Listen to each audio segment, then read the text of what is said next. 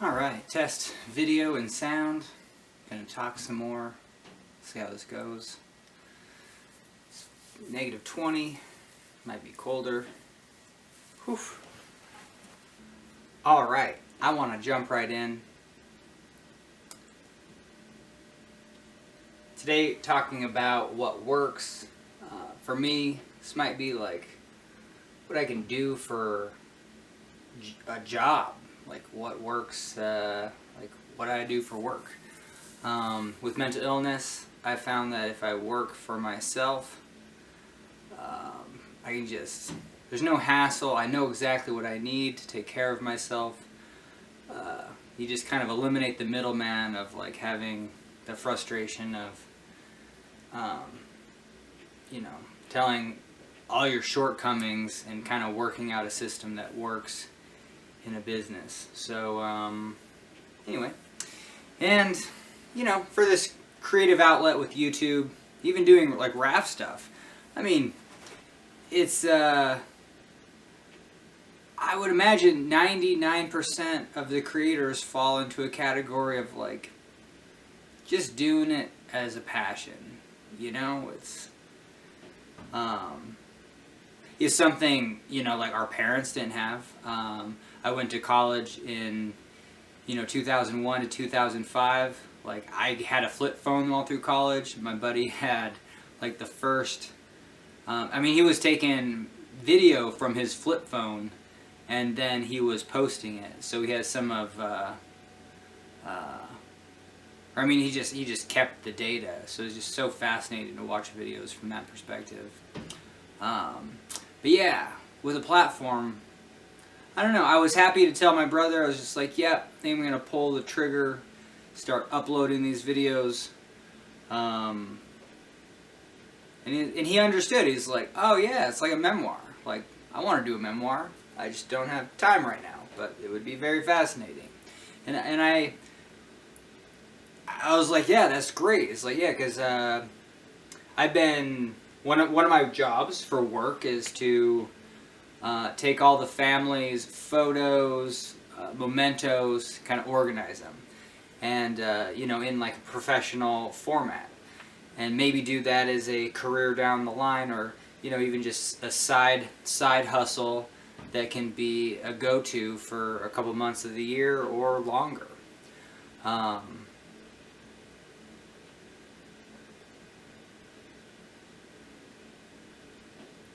I'm a person where I have to have like a lot of opportunities and a lot of pots on the fire, and you know, focus on one thing for a short amount of time and then let it go and focus on another thing. It's like if you watch Shark Tank, I can't understand how like someone has a tchotchke where you're just like, there's no problem that you're solving. I mean, you're creating your own problem by making a little something to sell, and pouring your life into, you know, selling.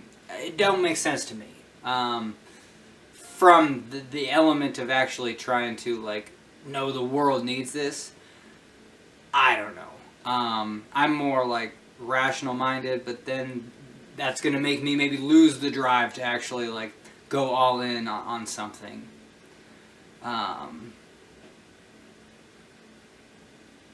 From that regard, what I kind of have in the works, I never like to talk about like what I'm going to do, because like it seems like it spoils it. It's like the worst is just listening to someone who's just like, oh, I'm going to do this, I'm going to do that. It's like, no, you're not.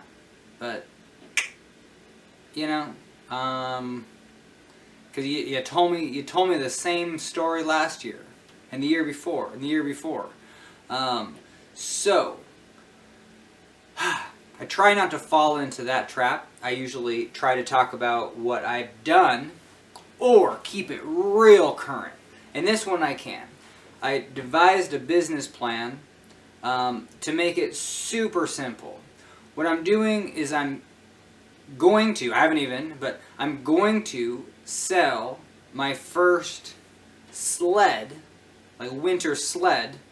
Kind of tell you more about that in a second, on eBay And the business plan is to put one on eBay for sale before January 1st.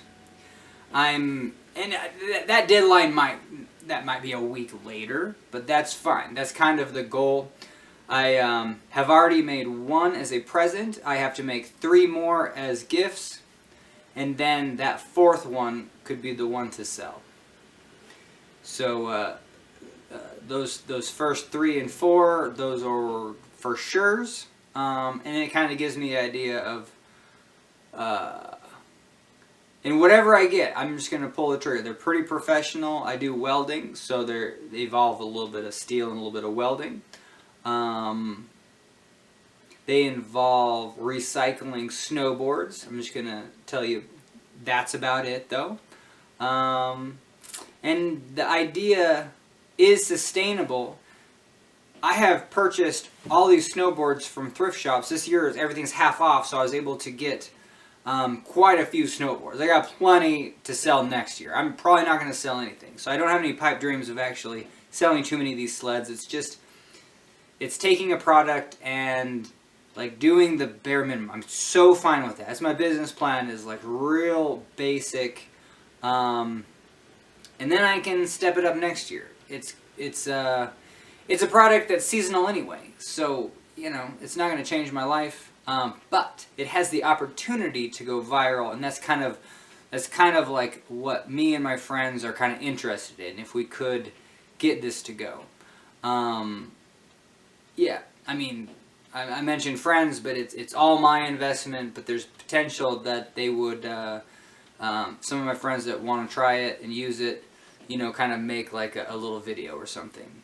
Footage is key for kind of anything you're selling, to get that buzz, to be like, whoa, share this, and, you know, have a video kind of blow up. But on the other end of that, you might want to be ready for sales, which I'm not. But yeah, kind of one at a time, like an artist format. Yeah.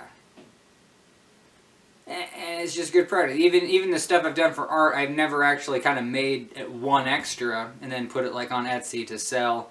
It's always like custom stuff, just do it, and by the time I'm done with the project, I'm kind of over it. You know, luckily, I don't know, we kind of live in an inflation economy, so like it's been easier to charge. Like I'm getting pretty rational about, you know, charging like a decent price that's going to be satisfying for me, and the end user is not going to be discouraged over price, you know. Yep. So yeah, we'll see how this goes. That's the other issue, is like, man, you know, it's like the whole statement is like, don't quit your day job. There's something to that, because there's like, there is work that's where you could actually do it every day. Most people go to a job every day, and it's like you're not going to that. You're not going to hit like a wall where you're just like, I can't even go to my job. It's too hard, too difficult, procrastination, all that. So all that comes into play when when I'm working by myself, and it can affect my mental health, because if I go long periods without work, especially if I'm like kind of taking care of my mental health, but it's like, oh, it seems like I should be doing more. Hard to set that balance. And then the opposite, like this summer, I was working like 60-hour weeks or more, and the satisfaction of that hardly lasts. Like the accomplishment of large projects finished sometimes for me lasts like 1 week, and then it's like back to like, well, yeah, it really makes life feel goalless and purposeless. And so I really have to be careful about these times where I'm just a little bit paralyzed. Mental health symptoms are a little bit harder to deal with. It's wintertime. I'm dressed really warm right now. We're having a blizzard, I mean, all across America. But I mean, it's Montana, -20. It's been -20 the last 3 days in a row. Finally, we're getting into the 10s today. hopefully I'll be able to get out to weld, because we're like 2 days before Christmas, and at least Christmas Eve I got to get one of those sleds made, because I'm actually going to travel to a different town for Christmas, and I got to deliver that one. All the other two are you know, when I get it, you know, I'll deliver those later. They're all here in town. But yeah, so I'll definitely talk more about work, because it definitely affects my mental health. And but oh, perfect. Before I kind of go on to what this is, it's kind of a different topic. I really wanted to challenge myself to practice what I preach, because I didn't realize I could fall into such a, you know, most people do. It's like, yeah, this is what seems correct, but I mean, usually what you're preaching sometimes is difficult, and I try to make it frank and honest with myself, so it could be more simple. But I came across the idea, or I mentioned the idea of like, you know, quit your job before you quit your life. But it just in general, it's just like the whole, you can quit your job at any time. You're not needed, and it sounds like a very rude thing to say, like you're not needed, but it's very empowering. Like, life is gonna go on, 100%. And I guess for me is like, yeah, it feels like you might let down people. But you're not letting down people if you're taking care of yourself. So like, your needs come first, my needs come first. Right now, I'm dealing with 2 years of back pain that has not, you know, it just has no end in sight. Probably arthritis in the hip. Hip causes back pain. Kind of like just double whammy. Skateboarding, can't do any more of those sideways sports anymore. So I'm taking a break from that. Yeah, I probably should find some winter activities. You know, even like cycling on a bike or indoors, or just, you know, maybe go to the gym or something, find something that actually is strengthening. I do just basic physical therapy from what I've done, but it just seems like it's never ending, won't go away, and yeah, hard to get even a few days where it's feel like it's strengthening, or it's like there's no idea when it's going to come back. And yeah, so that's challenging. So in the wintertime, part of my job, working with the folks, they own some properties, like half a block worth of properties, and so I do the maintenance. Summertime, mow lawns, you know, do the leaves in the fall. Wintertime, shovel snow, and it's too much for my back. And to the point where I went to the pawn shops and got like a leaf blower. I kind of mentioned that whole deal, and that's a tool that's not very good for most times it snows. It's usually icing on the cake if you're actually leaf blowing like the porches to make them drier, but you can like honestly shovel way faster. And but that was the idea, is like, if I can't shovel and I can just kind of stand there, or you know, what are those tools that could help the job easier? And I know a snowblower, and it's my separate issue, you know, dealing with the family is like,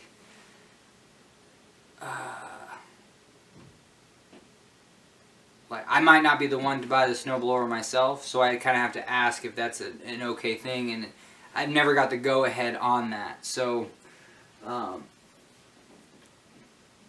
I just recently, it just makes sense to have the go-ahead of not shoveling anymore.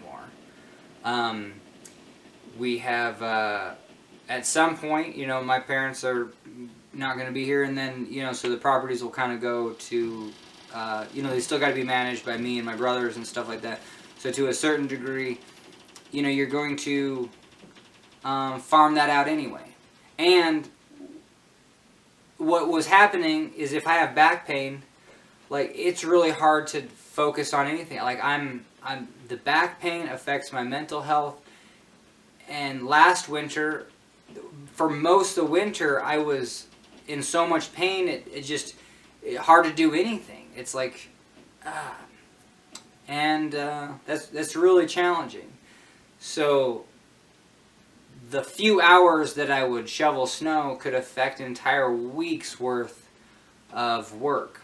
This summer was very good. I was able to go to the cabin. For whatever reason, working at the cabin required a lot of physical labor, but it was all stuff.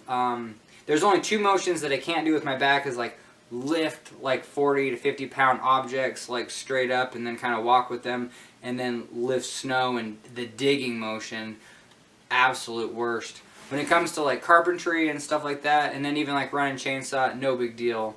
It actually helps.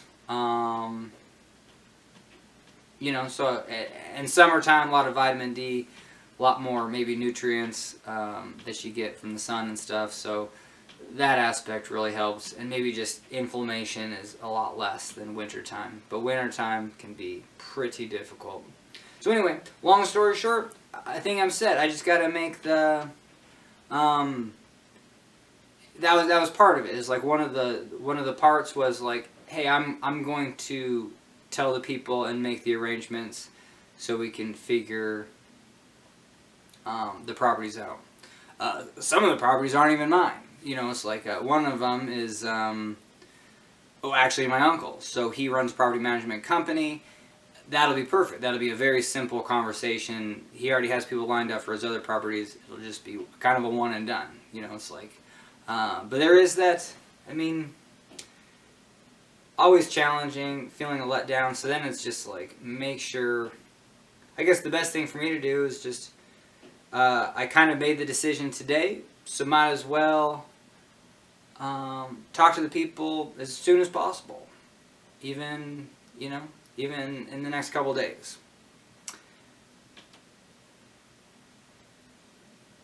Yeah. And it's still, I'll tell these folks like where I'm coming from, transitioning, and you know, I try not to go back, but I mean, there's a chance I can get the right tools. My back feels better. Even this winter, it's like, hey, if you can't find someone like right away, or they're just not reliable, I'll come and back you up. You know, because yeah, it's kind of a learning curve sometimes. Yeah, that's the worst thing about trying to hire people, is just like how good a job they're gonna do, and I'm just one where I probably do too good a job, and then I get into the tendency of, you know, there'd be like, well, the job's got to get done. So, you know, at the risk of injuring your body. And, yeah, fairly young, but already my brother, 10 years older, kind of has more serious arthritis problems. And so I just want to make sure, and I already kind of know the whole pain and handicap cycle of back pain. The last 2 years have been pretty miserable. So anything to kind of stay on top of that, stay out of those really painful days where you're not, and there's no relief anyway. So like when it's really bad, laying down's not the best. So it's this combination of exercise and stuff like that. So, and before we go too much further, but yeah, part of the big thing this week is, well, I mean, just in general, last month, I potentially drinking coffee, and only like once or twice a week, but it is, I mean, it's probably something I maybe not want to do long term, but I'm still trying to get the benefits out of it that I'm seeking. I'm still using it like as a digestive aid, and there's maybe other alternatives for that. You know, that's an unrelated issue, but enough said there. And then also, I don't know, I kind of read that coffee potentially helps the arthritis, and even though sometimes the coffee is dehydrating and it really affects my mental, it changes my mental outlook all day. Like it's like, whoa, I'm on a drug right now, and I have to deal with that. I think it might help, you know, me feeling a little bit better. I mean, there might be better ones out there. I'm just definitely hesitant to do any of the hemp or CBD or THC products from the mental health perspective. Even CBD, I'm a little hesitant, and I'm not one to take much of it. Alright, I forget to set my timer all the time. My camera can only do 20 minutes, but I think that topic can be put at rest. 20 minutes to say I'm going to practice what I preach. I'm going to quit my job in certain areas so I can focus on potentially more meaningful work and work that's not going to paralyze me mentally, that I can just, I need that motivation for, this next 2 months I've got something very driving, very important that I'm going to, accomplish or something like that. Anyway, one other aspect of just kind of sharing is I want to use these as like brainstorm sessions. These videos are just kind of for me, but we'll see if they get... The one aspect of YouTube is like literally... what I realized is I kind of wanted to stay away from the camera, maybe just add my voice into some of the videos and that come across as well. But I do recognize that kind of the YouTube goal is seeing a face, getting used to a personality, but also that can come as a consequence because you can see too much of a personality where you're just just the fact that these are going to be called BipolarDiaries, you know what I mean? It's like, do you really want to watch someone's diary or pick up their diary? You want to read it? You might be hesitant. And so I do kind of understand that idea of if you share too much, it might be embarrassing.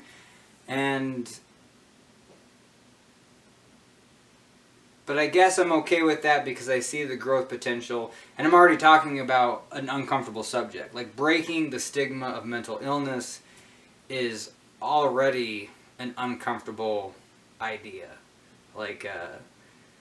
Plenty of people don't even want to mention that they kind of go their whole life without really bringing that up to even their close friends or work circles or just even relatives. So, but yeah, so the idea of just, I guess the benefit of talking into a camera, get better socially, really want to get more honed in. And I want to see what thoughts put the fire underneath me.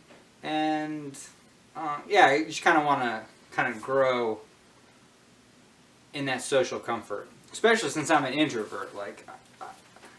I don't talk a lot. Unless I'm talking to myself, I guess. It's all in the head. One aspect of brainstorming is just different ideas for stuff that I want to bring to YouTube. But, like I mentioned before, even a 10-second video can take 3.5 hours. So, a 4-minute video, for me, for whatever reason, that might take an entire week. And so, back to maybe what I was getting at, was that YouTube Gold is something that, this is simple. I could do this every single day. And if there's a value, then you've got something. I still know that this is a little bit memoir-ish. Obviously, this last video is definitely I'm talking to the camera as my therapist. That lens is... no more challenging than breaking the fourth wall with a therapist, kind of bouncing your ideas off a therapist. You still have to develop that relationship. Even they have a filter of I got that. It's well, you shouldn't. I hope you don't talk about this all the time because you're going to end up in the hospital. Literally a therapist said that, and I was like, you got to be kidding me. You know what I mean? It's no, these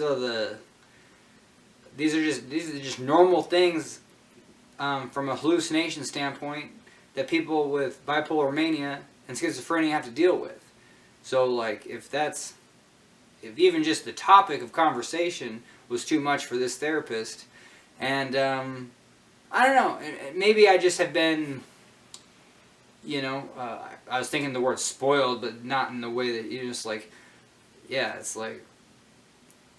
get an unappetizing... I've had unappetizing experiences that have definitely jaded my perspective, where it's just man, if it takes 7 therapists to find the right one, I might be done after just one. That's too challenging. Anyway, But yeah, different ideas for potentially different channels. And I don't want to fall into the trap of being like, oh, yeah, this is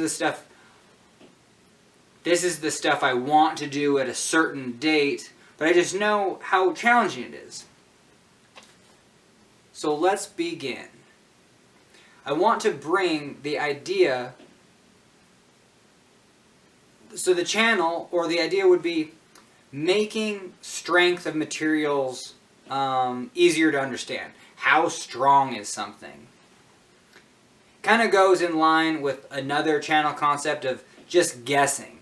From the STEM perspective, you're doing math, science, you get a problem, like literally just guessing, especially when it comes to math. Like, what's 6 times 7? I don't know. Like, what's my guess? Like, first thing that comes to mind, it's about 100. It's like, that's a terrible guess. But I mean, it's less than 100. Okay, that's like a better guess. And it's more than 50. I guarantee 6 times... Well, nope, not quite sure.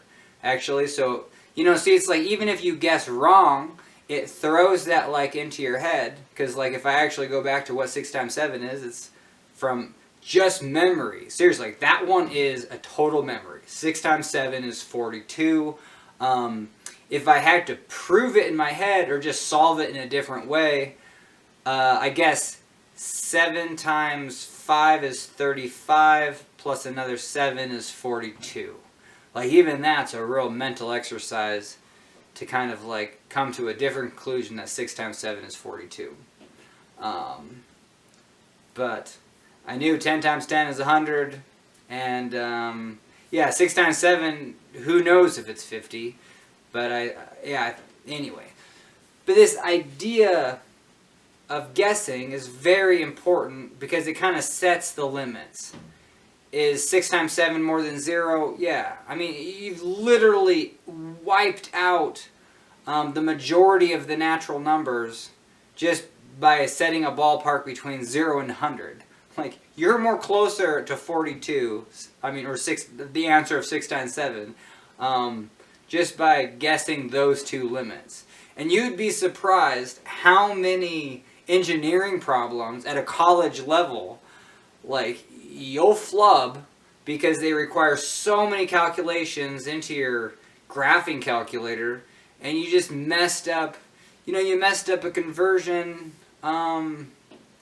you know, from feet squared to inches squared, and it's going to be off by a factor of 100. Or we're talking magnitudes off, where you get the answer and you don't even know if it's correct. So just even setting that ballpark idea. And then so that topic is separate. When it comes to how strong a material is, people do just guess. They go to the hardware store and like, I'm gonna buy this bolt. I don't know, like 1/4-inch bolts aren't very big, and so, you know, we kind of have this small, medium, large, like 1/4-inch bolts, you know, or large 1/2-inch bolts. Okay, and you kind of just size them up, and you're like, yeah, I'm gonna use that. I think before I give this problem, I'll just say what it is. Hopefully within 5 minutes, and honestly, I should be able to get through this whole thing in like a minute if I wanted to go fast and then go back in more detail. But I will show you that you can design a skyscraper. You could have been the one to design the Empire State Building. And it's such a bold concept. You're like, nope, you can't. Like, that's a big building, and because it's big, it must be something different than, you know, like something small. And nope, that's not true. I mean, so it's very interesting. I mean, this would be perfect for like a 3 to 10 minute video that would get some views, but I really like this brainstorming because I can always come back to it. And if I never do it, it's on video right now. I gotta check the time just to make sure everything's running correct.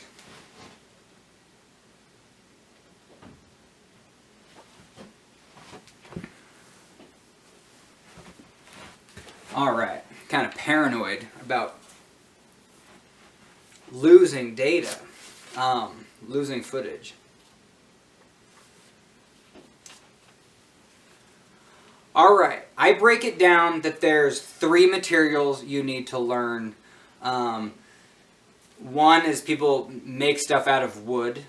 The other is concrete, make stuff out of concrete, and then steel. Those are going to be your 3 materials. But now the question is, how strong are they? Like, what's the number for their strength? Is there a number that you can just use for their strength? And the answer is yes. It's almost a number no one knows, or no one knows that number is its strength. And I'll give you a little teaser. When you go by concrete and it says 4,000 psi or 5,000 or 6,000 psi, that number is its strength. So let's go over them. First tell you and then explain. What I like to do is use concrete at 5,000 psi because it's an easy number to remember. Wood, I also like to use 5,000 psi because wood is more variable. Like, oh, you got a lot of different species, and wood is also directional. So one way it can hold 5,000, and the other way it's like absolutely useless. But for the 2 ways that you're going to use wood, 5,000 is a perfect number. Pine, redwood, anything, Home Depot, you know, wood at Home Depot, 5,000. And it's the same as concrete. And you're pretty safe. You know, from an engineering perspective, hey, is it accurate, or like, do I need to put a factor of safety on?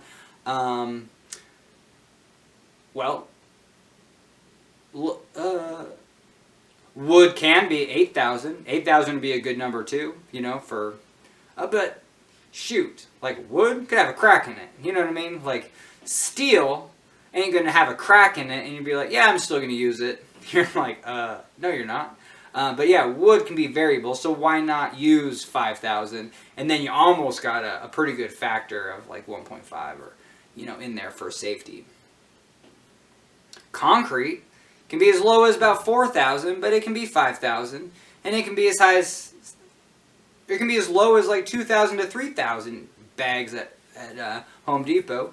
But on average, like Quikrete can be for sure 4 to 5. You know, 5 maybe be its top range, but you can achieve it even with Quikrete. You know, go online, read that. Then the other one. Oh, and for skyscrapers, you can get concrete very special mixes up to 7,000 psi, 10,000 psi. So let's just say, from an engineering perspective, you could double the strength of concrete. That's good to know. So now you need to know that concrete is 5,000 psi, and you could double it for a really strong mix. Could you triple it? Maybe. You know, it's like chemistry and science and price will let you do that, but obviously we're not using that high end of stuff. You're going to be buying concrete from Home Depot. You're going to be buying wood from Home Depot. So there you go. 5,000, that's a good number. Now if you work with steel, and we do. Most people don't buy like raw steel like I do from the steel yard and then cut it, weld it, assemble it. But you buy bolts from the hardware store. So steel, just regular plain old steel, like the cheapest quality steel you can get.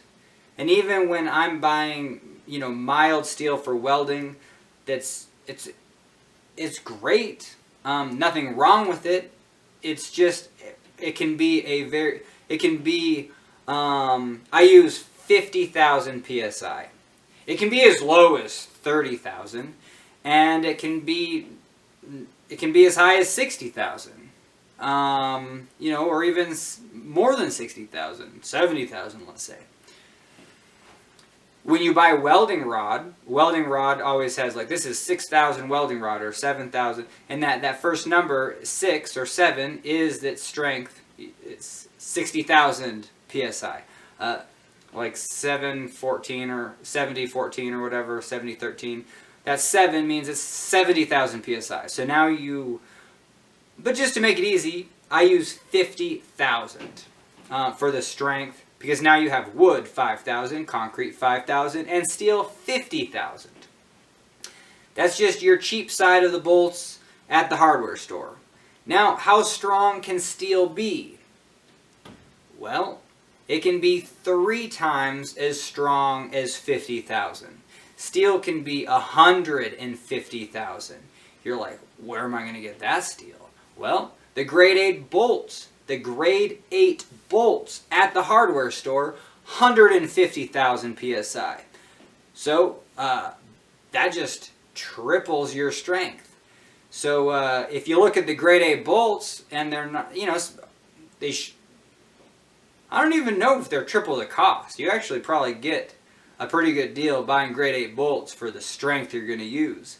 But for most people, it's probably overkill if they're even using that. I mean, if they already can drill a hole for a 1/2-inch bolt, you know, just that much amount of metal is pretty strong. And there's nothing contaminated about it.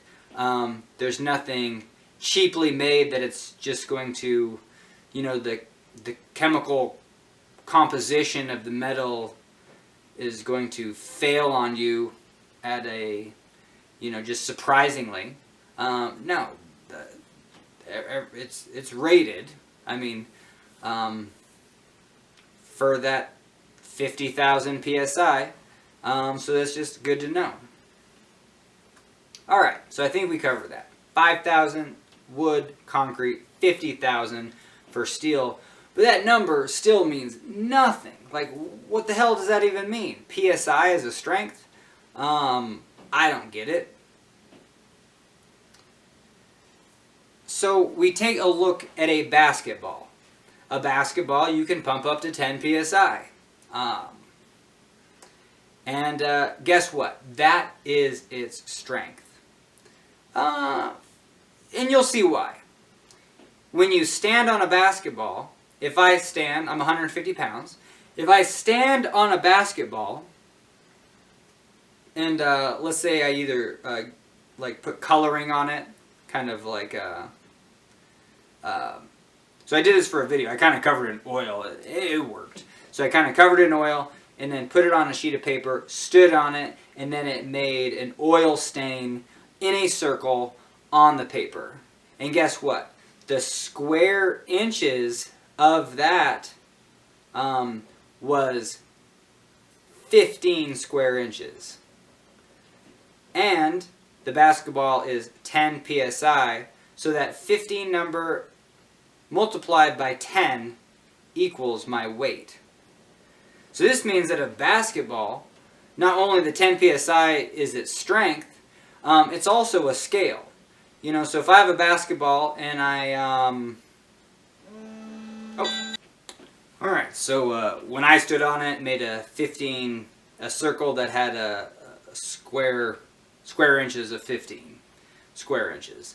If a 300-pound person stood on a basketball and you made an imprint, that circle would be bigger and it would have a square inches twice as much. It would be 30 square inches. So a basketball, its diameter, if you squished it all the way down so its like diameter was the same imprint, a basketball is only 66 square inches. So if you had a 660 pounder, they would stand on a basketball. I mean, yeah, you have those shows, my 600 pound life. A 600 pound person would make the basketball totally flat. So that's kind of a visual. Not to poke fun or anything, but just as a visual.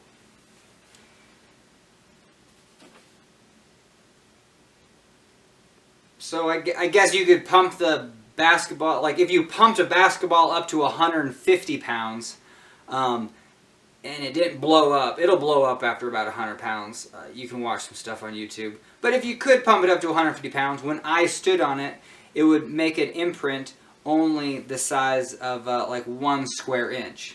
So, you know, like you can imagine that, like 1 square inch.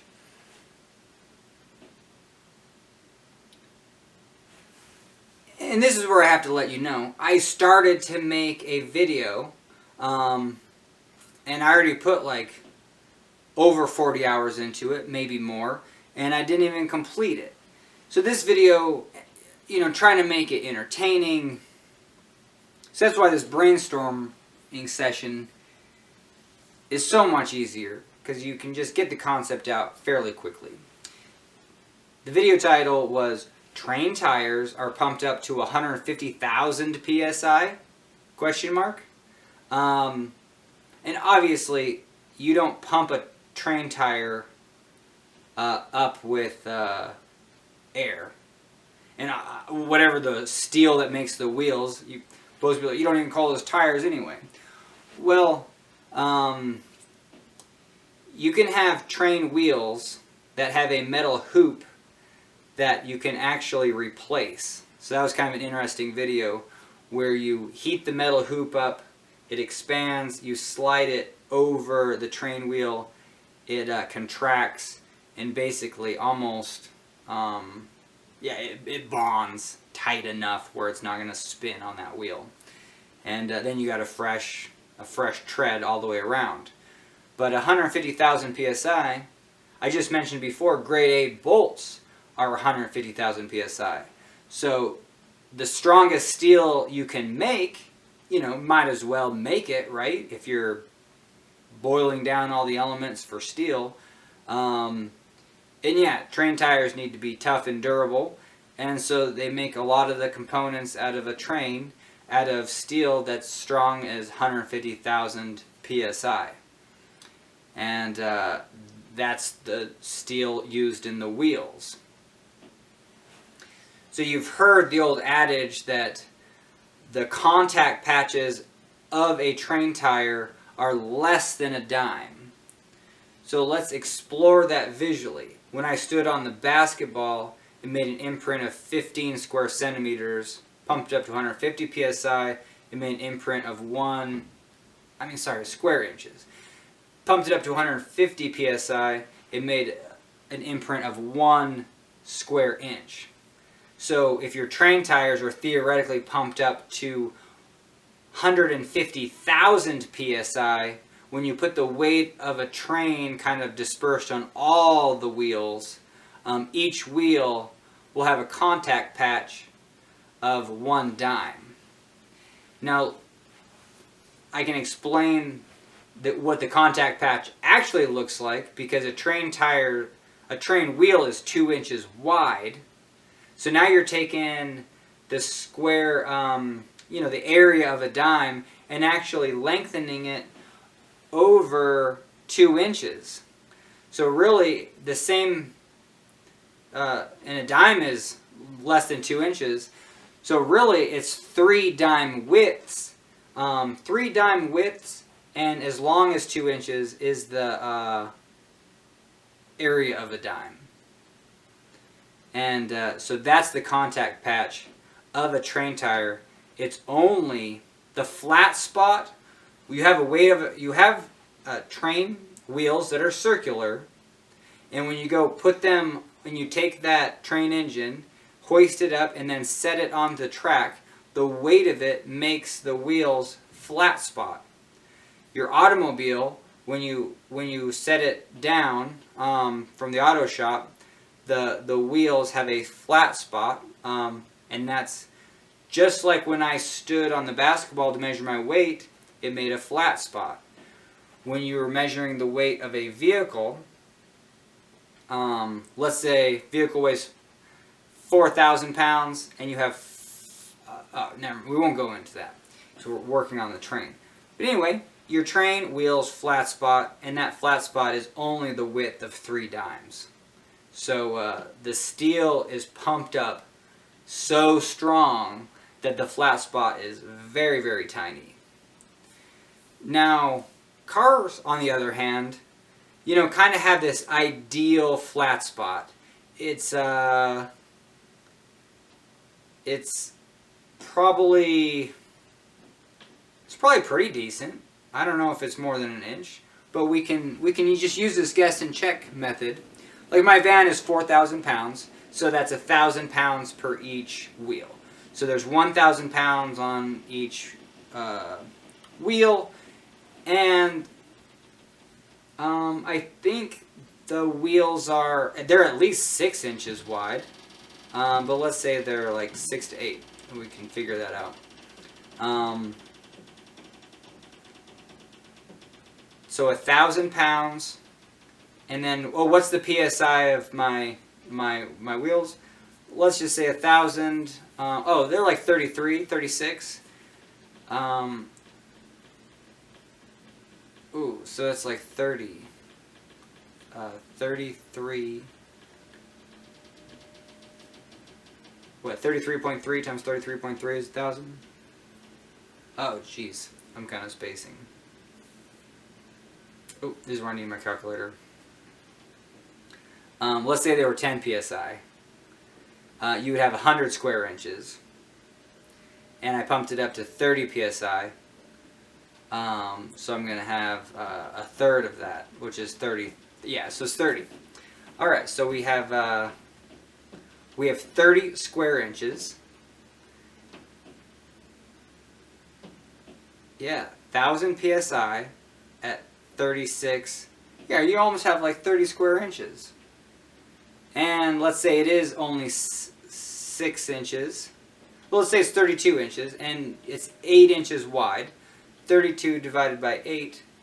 So it's a flat spot of like 4 inches. Did very sketchy math right there, but yeah, 4 inches. That's really wide. So I mean, your tire's pretty big, but even just a flat spot of 4 inches. But that's where you get your traction. Like a car tire, every time it goes in, well, that's why I'm so shocked, because every time the rubber goes into a flat, goes from round to flat, it's going to heat up. It's kind of like the coat hanger effect on metal. It gets hot and then brittle and breaks. Same with rubber. Like the second you go from round to flat, it's going to add friction on that point, and then you got a tire that gets hotter. But obviously, I mean, Firestone tires are just light on fire. But yeah, so your tire can get hot, but you're trying to maximize your. But the flatter that contact patch, the more traction you get. So that's why, yeah, car tires are fairly low in PSI, 36 to 40. Only semis have, you know, and they're larger wheels, so that comes into play. They're heavier, so their contact patch is going to be, yeah. But their semi tires are 100 PSI. And for a separate video, but basically even a semi can only have so much, every axle, so the whole road world is, you know, semis and how much weight you can have is usually weight per axle, knowing that every axle has 4 wheels. So you take I mean, that's the standard. You go like, how much weight can I put on an axle on a semi? Like, if you go to your laws for your, you know, Department of Transportation for that state, that's going to give you that number, and it should be kind of a national standard. But then you can just deduce that semi-trucks have 4 wheels per axle, so you take that number divided by 4. That's the weight each wheel can have. And that's kind of interesting to know. I'm going to try to give you a very quick tip, but this would be for a very short video, and it's just kind of a guess. Let's say you come across a trailer, whether it's a semi-trailer or whether it's just a Craigslist, you're like, oh, that's homemade, or it's really lightweight. How much weight can it actually hold? You can use an amazing guess. It's actually a very accurate way of guessing, but here it is. You got like this Craigslist trailer, looks like a Harbor Freight. All you have to do is go up to the wheel and see what its load capacity is on the wheel. Every tire, even a vehicle, especially on trailers, yeah, you go up to it and you see its load capacity. So on my Harbor Freight, you know, I just have like the tiniest. They're the 8-inch wheels, and anyway, yeah, they're super small, and the load capacity is 550 pounds. So the max weight I can put on that trailer axle is 550 times 2 is 1,100 pounds, and the trailer itself weighs 300 to 400 pounds when I got all the bells and whistles on it. So that means I only have like 550, which isn't much. But that's a very simple. So I could go up to a semi-truck right now, well, in the middle of the day, if with permission and stuff like that. But that's what I wanted to do the video, is just, you know, take a close-up. It's like of all the wheels should be uniform and the same, but you just see the load capacity of each wheel and then add them all up. And that's how much weight the trailer itself and all the cargo in it, like that's the max weight it can carry. So that's a gold way of just guessing and coming across a trailer and figuring out exactly how much weight you can put on it. And this concept of PSI being its strength, like a semi's tire is 100 PSI. That 100 PSI is its strength. You put 100 pounds on that semi-tire, yeah, it's going to make a contact patch of 1 inch. And then if you put 1,000 pounds, it'll be 10. And if you put 10,000 pounds, it'll be 100. That contact patch will be 100 square inches. And like a wheel or a basketball, anything filled with air, you can see it squish down and make that. So steel is the same way. Let's say you have a square of steel that's 1 inch, an inch cube of steel, and you put it in one of the hydraulic presses, and then you want to put pressure on it, and you're hoping it keeps its shape. You can put 50,000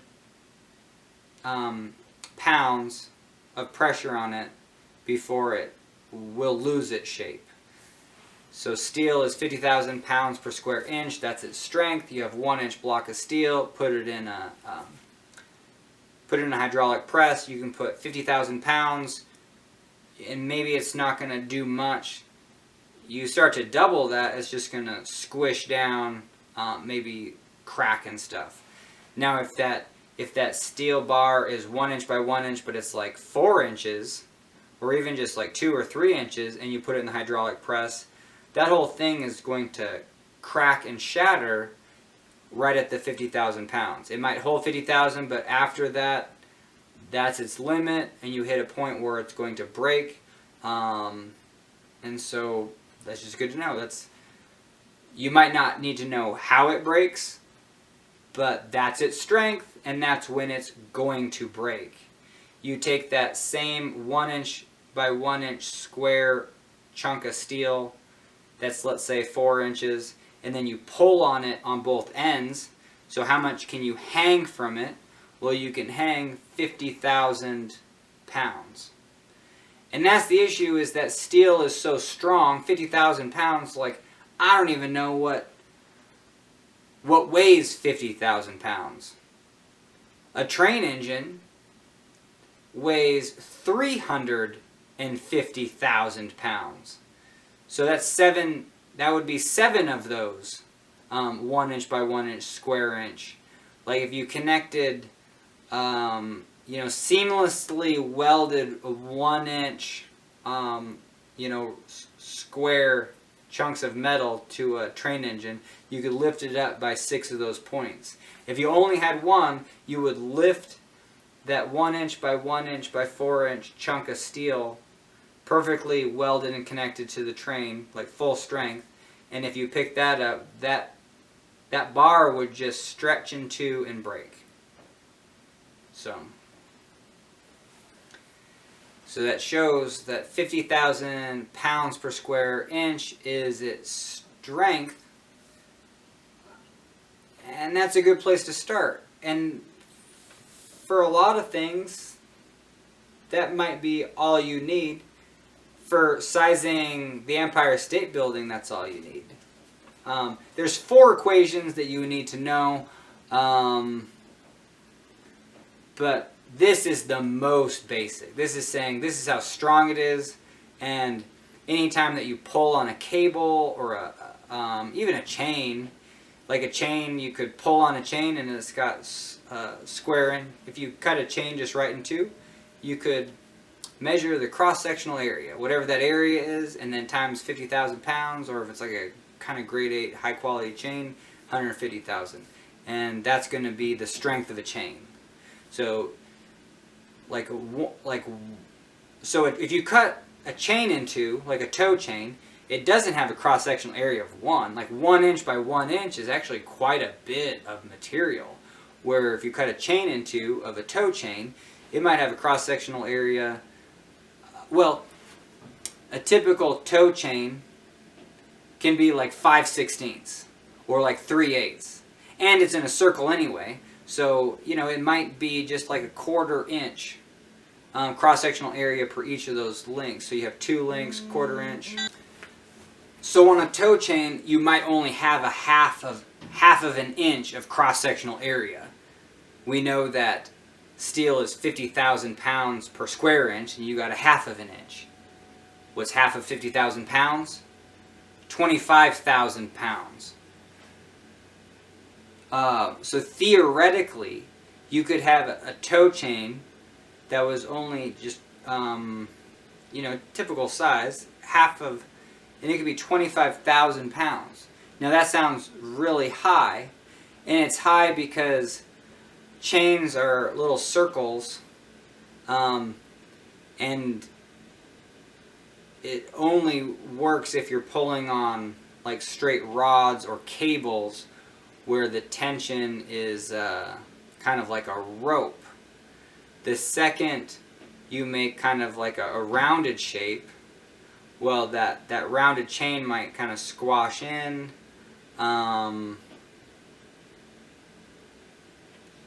You're making kind of like a little bridge there, so it might not be 100% full strength, as in if you're just pulling on a cable.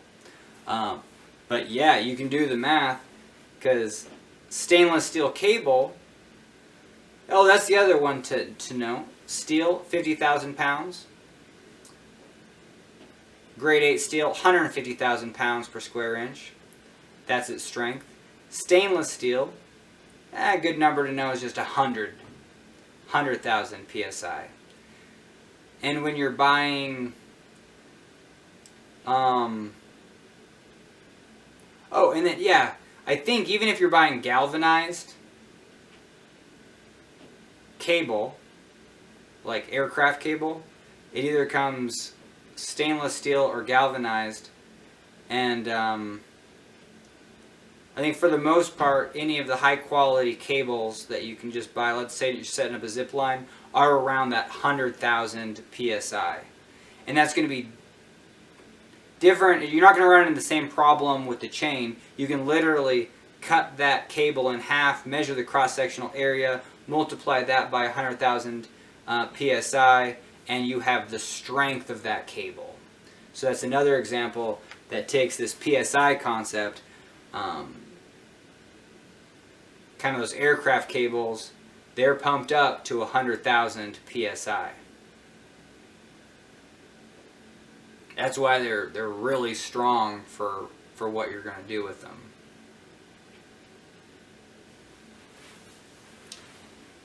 And this concept of pulling on something and figuring out its PSI, yeah, that actually might make more sense.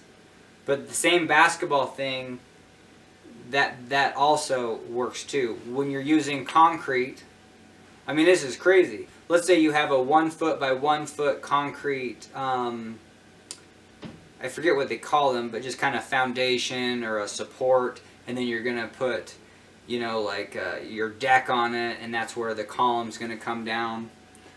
Well, how strong is that 1 foot by 1 foot, you know, concrete thing that you just made? Like, how much pressure could you actually put on it? Well, it's incredible. We already said that concrete, you can put 5,000 pounds for every 1 square inch. And a foot by a foot is 144 of those. I mean, let's say it was just 100 square inches because it was just smaller than, yeah, to do the math, 100 times 5,000 is 500,000 pounds. So you can put 500,000 pounds just on this small little 1 foot by 1 foot chunk of concrete. Actually more. Like that's unreal. You try to pull concrete apart and it's just garbage. Like you can't. Like it's just gonna break. It's gonna crumble.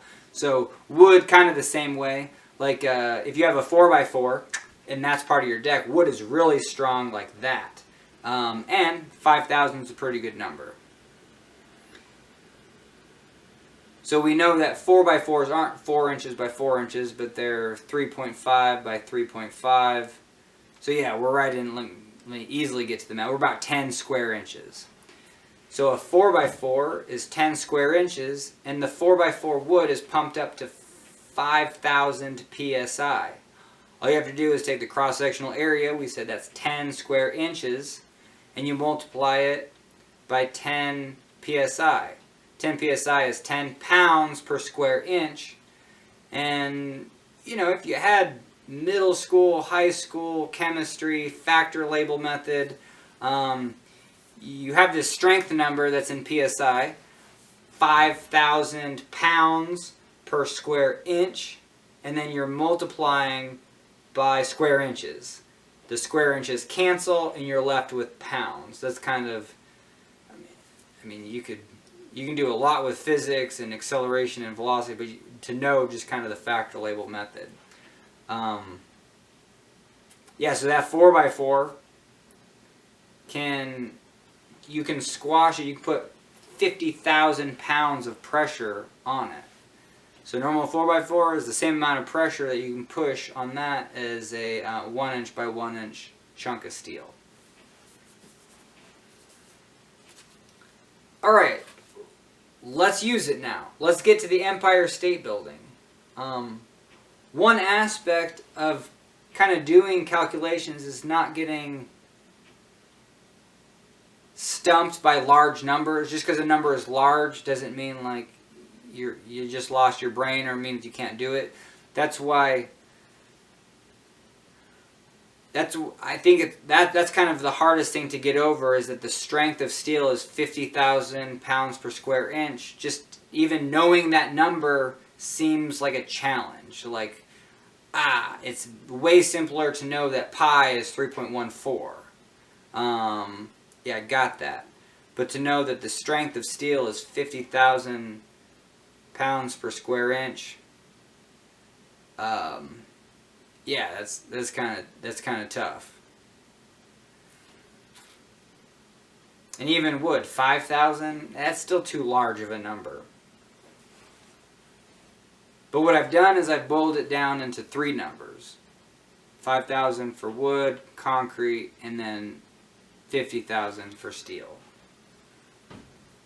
And those are the materials you're going to run across. So when you're building the Empire State Building, you can make, it's got columns and it holds the weight of the building up.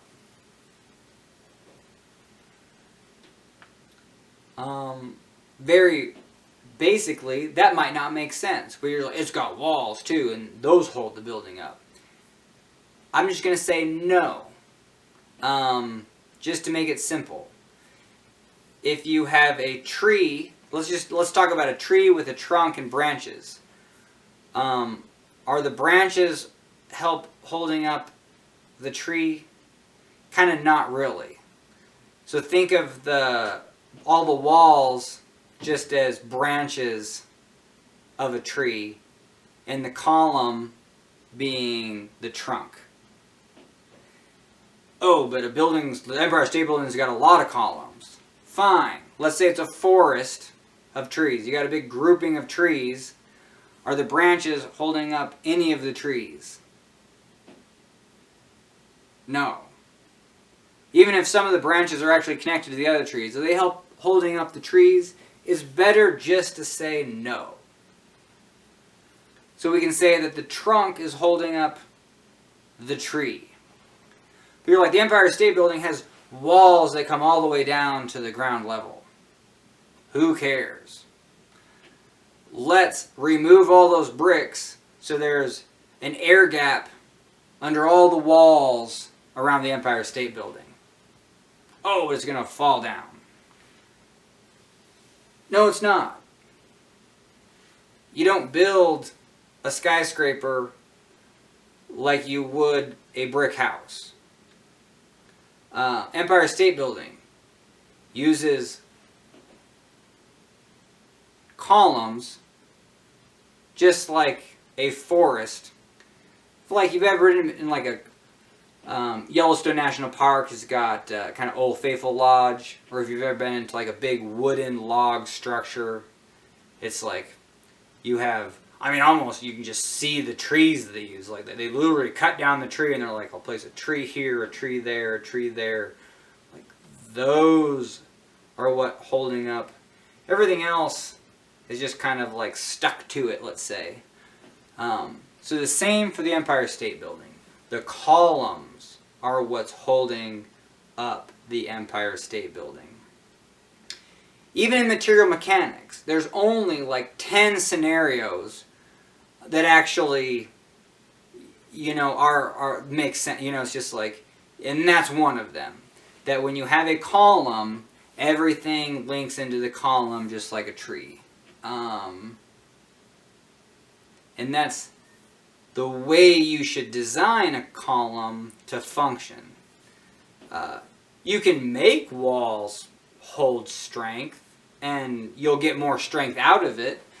But at the end of the day, from the engineering perspective, you got to make sure you're at least in the ballpark. And we're talking, me and you can figure out how to design the Empire State Building. And we're going to kind of reverse engineer.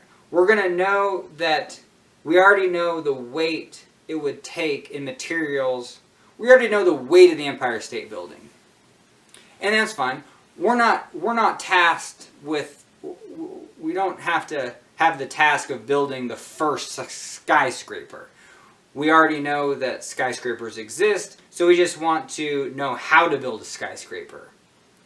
And it seems complicated, but it's not. So Empire State Building was kind of one of the heavier ones. It's 365,000 tons times 2,000. It's literally it's almost a billion pounds. So it's 730 million pounds. It's almost a billion pounds. If you took half the population of New York, that many people, and then that's how much weight it would take in materials to build the Empire State Building. And that's kind of fascinating. So between the Empire State Building and the Freedom Tower, the weight of those buildings is the same number of, that's the same weight of people in New York. So just in those two little, it's kind of like the World War Z, like piling up all the people, because they're zombies and stuff. Is like, how big's a pile of people? Well, those two buildings, Empire State Building, Freedom Tower, that's the population of New York. Moving on.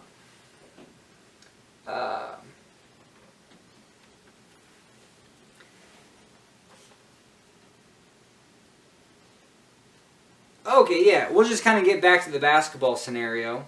And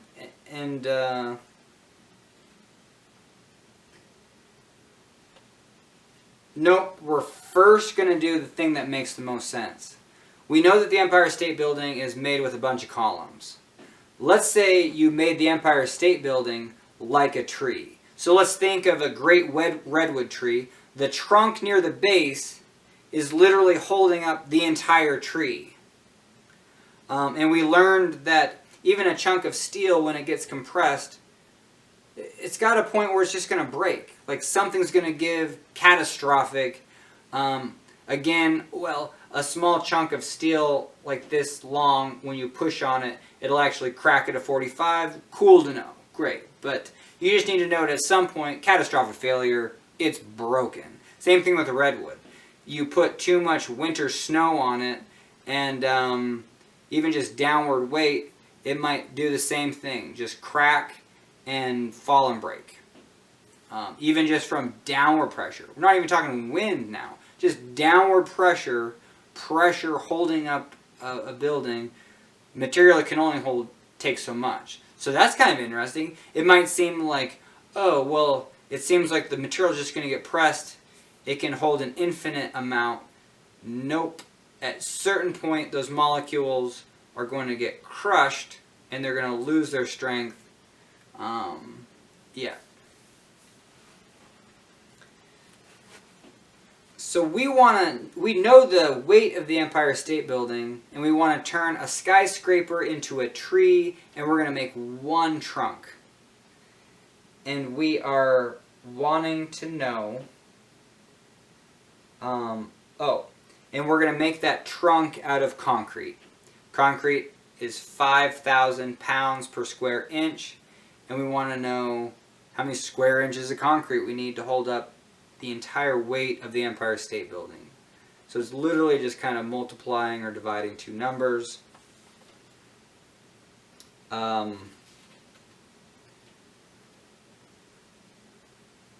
Yeah, we need pounds per square inch. We know how many pounds the Empire State Building weighs.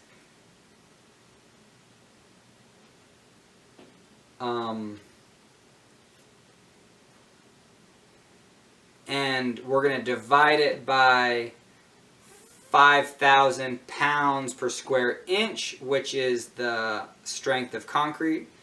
So you have the weight of the Empire State Building in pounds divided by pounds per square inch, and that's where that area number is going to pop out. So we have 730 million pounds divided by 5,000 pounds per square inch, and we're going to get the square inches needed of concrete, and that's 11 million square inches. I mean, the number is more digits than that, but 11 million square inches. And then we... jeez, I'm just looking at the wrong sheet. So that number is 146,000 square inches, but we can divide it by 144, which is... There's 144 square inches in a square foot. So we divide 146,000 divided by 144. Hey, we get 1,000 square feet. That sounds like a lot. 1,000 square feet. That's 1,000 feet.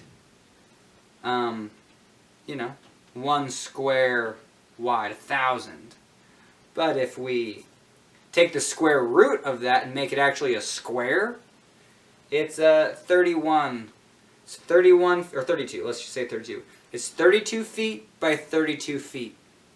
The trunk of the concrete tree needed to hold up the Empire State Building with one trunk is 32 feet by 32 feet. Let's just say 32 is its diameter. Obviously it's a square, but you can kind of see like a redwood tree, like even the largest redwood trees only have a diameter, I mean maybe they have a diameter of 15 feet at the most. I forget the diameter. I mean, you can get your whole family around them like this, but that makes it a visual. Turning the Empire State Building into a tree, you need to have one trunk to hold up just all the weight. That's all we're looking for, is hold up all the weight. It sounds simplistic, but that's all engineering is anyway. It's yeah, we got to hold up all this weight. How are we going to do it? So now, but that seems pretty big. 32 square feet by 32 square feet, like that's bigger than any room in a house. Oh, that's 10 yards. But that's 10 yards. So you go to a football field, now it doesn't seem so. Wait, that's just 10 yards. So 30 feet is 10 yards on an NFL football field. That's a first down. So that seems like a very small distance. So a first down squared is the size of the trunk concrete tree that would be needed to hold up the Empire State Building. But we know all well, maybe not. It seems like a skyscraper is held up by its walls and all that. But that was the first thing I really wanted to say no to. It's held up by columns. So it's like a forest of trees now holding up all the weight. And we know that skyscrapers put their columns so far apart. I didn't write that down, but I know you just go look at how far apart are the columns of a skyscraper comes up. Let's just say it's 30 to 50 feet. I think I'm guessing in there. But the Empire State Building is like 20 feet. Why? Is because the Empire State Building is a really heavy building. It's all concrete, all steel. From that aspect, it's not engineered like the skyscrapers of today. The Freedom Tower, the Empire State Building is 365,000 tons. That 365. The Freedom Tower is like 200 to 250. I kind of forget, but it's 50% lighter than the Empire State Building, and I don't know if it might be bigger. It might be a percentage like more square area. More usable space. But anyway, now we know how many trees per, every 20 feet to hold up the Empire State Building. That's how many columns. And so you could take, any let's say this is the land we have and we want to make a big skyscraper and it's going to be this heavy. How big are the columns? The Empire State Building got to use almost a half a city block of New York. Now blocks are, so this is 187 feet by its narrowest, and it's 424 feet by its widest. City blocks in New York are kind of twice as long as they are wide. So it only takes a half a city block this way, but one city block in depth. That's the Empire State Building. 424 feet by 187 feet. But anyway, the Empire State Building has 250 columns holding it up. So now we had 32 feet of so the trunk was 32 feet by 32 feet of concrete trunk holding up the Empire State Building. We divide all that square footage, or let's say we went back to 1,000. It was like 1,000 square feet. We divide that by 250. We get each column is 4 square feet of concrete. Dimensionally, each column of the Empire State Building is 2 feet of concrete by 2 feet of concrete. And now you've just designed a skyscraper. If you go to each column, and you see that they built it with less than 2 feet by 2 feet of concrete, then you know it ain't gonna hold itself. Or like, why, so this is the fundamentals of saying our building is going to be this heavy, our material can take this much pressure, and we just sized it up.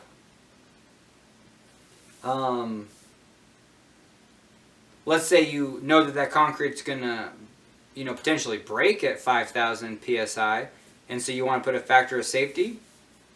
Great, double it. Instead of 4 square feet, have it 8 square feet. Have it a 3 foot by 3 foot column. That'll give you 9 square feet. So that puts that other perspective on it. I know that skyscrapers and buildings in general, or maybe I want to look it up more, but the factor of safety isn't crazy.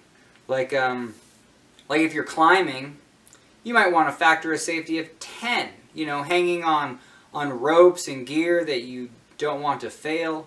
You want your stuff to be 10 times as strong just in case, because you're wearing and tearing on it, stuff like that.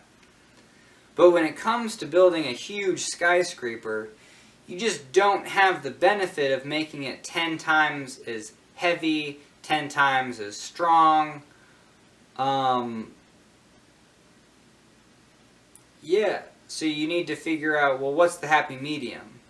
I know a factor of safety of 4, I've kind of heard that for some buildings, that might be an upper limit now. But even a factor of safety of 2 for a skyscraper, because all the risks, the top wind speeds the earth has ever seen. As long as you go by that and not just like the top wind speeds in the last 20 years, if you're trying to really plan for that. But those are your elements that are going to tear down a skyscraper. One is just normal weight, and the other is wind loads that try to take that tree and try to just bend it over and then snap it in two.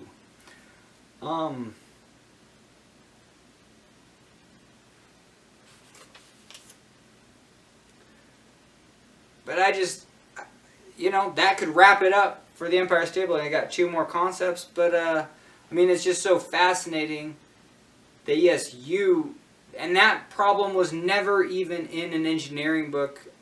I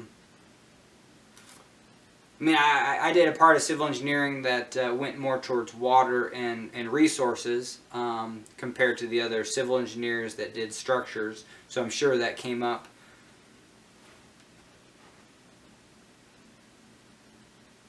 But yeah, I didn't really converse with them, and it's not even a topic that I came across until just recently. It's like, oh yeah, anyone should be able to guess how strong the Empire State Building is, but because it only requires you to know the strength of materials from those 3 numbers that I mentioned: 5,000 for concrete, 5,000 for wood, 50,000 for steel. So let's say you made your columns of the Empire State Building out of steel. What would they look like? Would they be slender and narrow, or would they be the same 2 feet by 2 feet? And just to give the answer, yes. If you had 2 feet by 2 feet of concrete, you would use a steel I-beam, for your column, and it would have the same dimensions. It would be 2 feet by 2 feet. And that is just a generalization, but it also works with wood. I took some pictures of a building just here in Helena that was being erected, and you'd have big supporting I-beams. The whole building was basically I-beams, but then every once in a while they would use wooden beams. So they'd be the same width as the I-beams, and they would be the same height as the I-beams, but it would be solid wood beams. You know, they're kind of laminated together, but it was solid wood, same width and same height as the same steel I-beam. Now the steel I-beam has all this, it's shaped as an I, so it's got all this vacant space. Steel is 50,000 psi strength.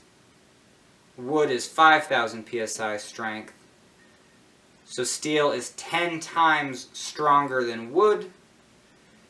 So the wood, you need 10 times more of it to have the same strength as the steel. But because the wood is taking up all the volume, it almost becomes the same shape as the steel I-beam. So when you have an I-beam's cross-sectional area is 10 times smaller than that same cross-sectional area just totally filled in, like if you were going to make it out of wood. So I picked one of the just common knowledge when you size wide flange beams. That's kind of like your I-beam for columns, or you can use them for, you know, bridges and girders too. Let's see. So they kind of have they have a height. So this is W27 times 178. 178 means it's 178 pounds for every foot of that I-beam. So that's really heavy. That's for every 10 feet, it's going to be a ton. Usually I-beams come in lengths of 40. So yeah, it's a 4 tons of I-beam. And W27 is the dimension of how high it is, so it's 27 inches high. And these I-beams don't have to be super wide because you're maybe only going to use them in one direction. Like, I mean, they could be square for columns for sure, but that, you know, and that number isn't. But anyway, so it's 27 inches by 14 inches. So that area, if it was all filled in, is 391 square inches. But the steel used in it is just 52 square inches to make that. So anyway, if you're caught up in the numbers, basically it's 10 times less steel just for that cross-sectional area of that I-beam. Anyway, just thought that was cool. So the other question was, well, could you hold up the Empire State Building with styrofoam or basketballs? And this will make the strength of materials maybe make sense. So in house construction, you can have a wall that gets its strength from being made up of styrofoam, or not necessarily styrofoam, but actually foam, like you know, engineered foam, continuous foam in a. So what's going on here? Because that seems like too light. It's not gonna. So in a house, on a small house, you don't just use columns. You do a full wall, and that wall takes the weight of, you know, basically the entire house. Your 4 walls around your foundation do take the weight of the entire house. Compared to a skyscraper, you're using the columns to take the entire weight. So that's the biggest difference there. But if you look at just a normal wooden house, the walls are made out of studs, and those. So you have you know, 2x4, and those 2x4s are every like 16 inches, and it's almost, you know, a little over a foot, and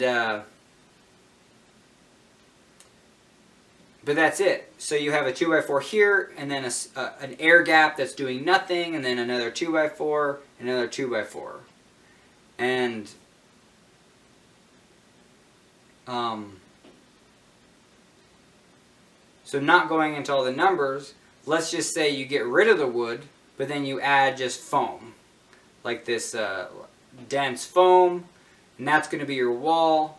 Well, now the pressure is on the foam, and instead of just being on a 2x4, which has a small cross-sectional area about that, now the foam is taking up all that void, so it's 16 inches by 4 inches. It's instead of a 2x4, it's a 2x16 of foam, as your unit. And so how much more foam, how much more cross-sectional area of just material is that holding? It's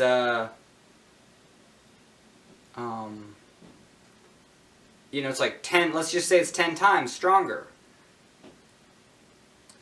So if the wood had a pressure of 5,000 psi and you put 10 times more material in something that's a little lighter weight, less strong, instead of 5,000 psi, you just need something that's 500 psi. And with foam, well, that still seems too high for foam, because I just know that even lightweight foam is only going to be 50 to 100 psi. So you make your wall like 8 inches. Instead of a 2x4, you go like 3 times the thickness for your wall. So you get a huge amount of insulation, and then that will hold up your house. But that's all you got to do is match the cross-sectional area. If you know the PSI of the material you're using, and you know the weight of your house. But how do you know the weight of your house? Well, you do the same thing with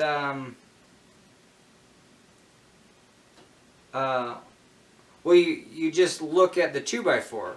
You know how strong a 2x4 is, and a 2x4 is 1.5 by 3.5. So doing the math, let's say it's just 5 square inches of wood, and it's 5,000 psi. That's 25,000 pounds you can put on that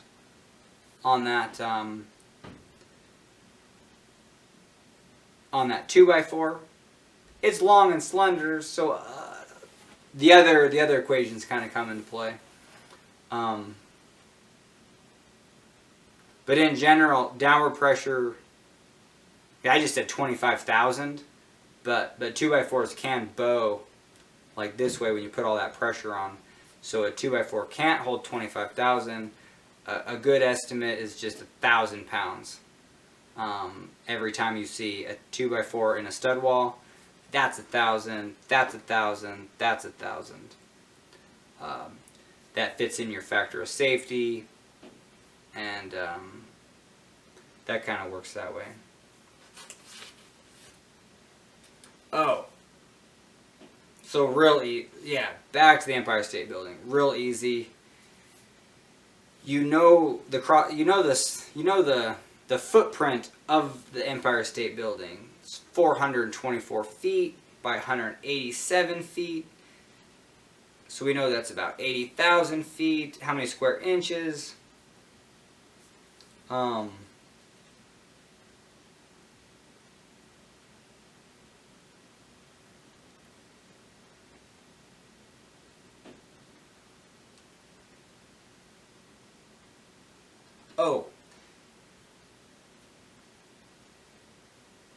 Okay, so we know the area of the Empire State Building, its footprint, and we can figure out how much that is in square inches.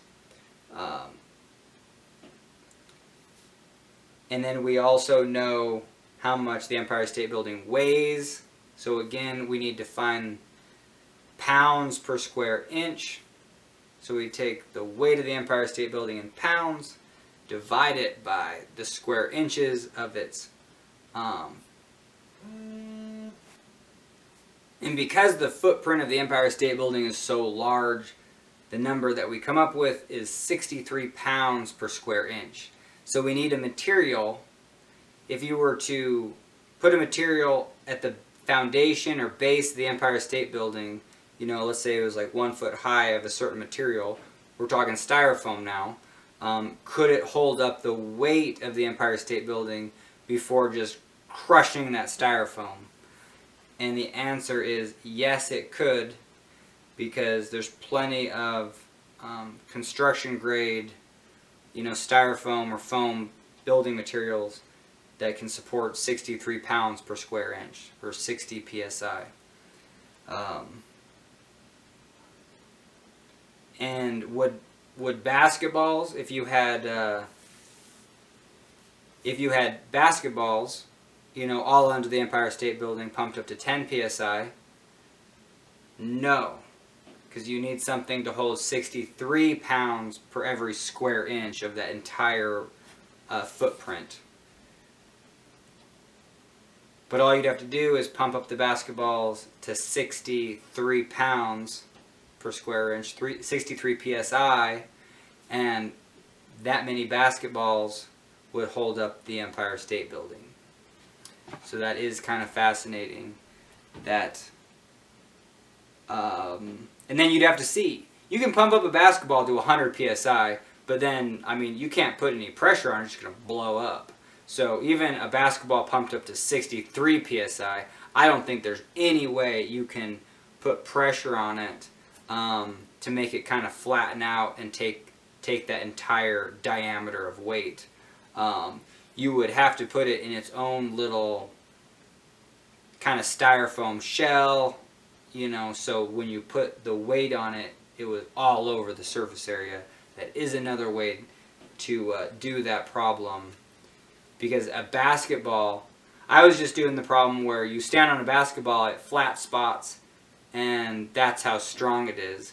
But if you take a basketball and you put equal pressure everywhere, it ain't gonna flat spot. I mean, you're basically trying to get it to flat spot everywhere. And so then your surface area is the entire basketball surface, which is 4 times trying to just squash it down into whatever diameter. The surface area of a sphere is 4 times its diameter, like the surface area of the circle, like right if you sliced it right in 2. So that's kind of interesting. Alright, I think we beat that one to death.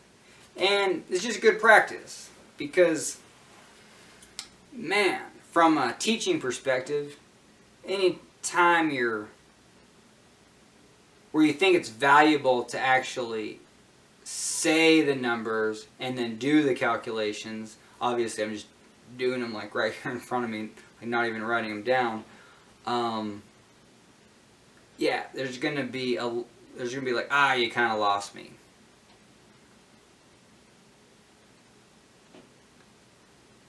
But I'm just fascinated with how simple it is. I think if you go back to, wait, a basketball, I pump it up to 10 psi and that's its strength. Okay, so the strength of a basketball is 10 psi. And then I stand on it and like I'm 150 pounds. So if I just use those two numbers, 150 pounds and 10 psi, I can get another number. So then you can go back to like, so say PSI, but then say what PSI is, pounds per square inch. And then you do have to use the factor label method. I mean, because you can mess it up. So you have 10 pounds divided by square inches. So now we need to multiply something that's square inches. Those cancel. That's the factor label, and then you're left with pounds. Okay? So now let's say we have 150 pounds, that's how much I weigh, and then we divide it by 10 pounds per, oh, no, that's what I did. Let's say you had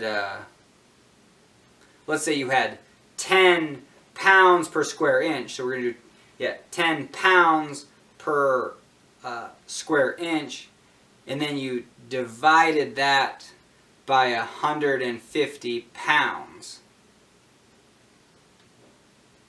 Well, the pounds cancel out, nothing's up top, and now you're just 1 over square inches. So you're just the opposite of what you want. And that's fine too. You just gotta flip that around.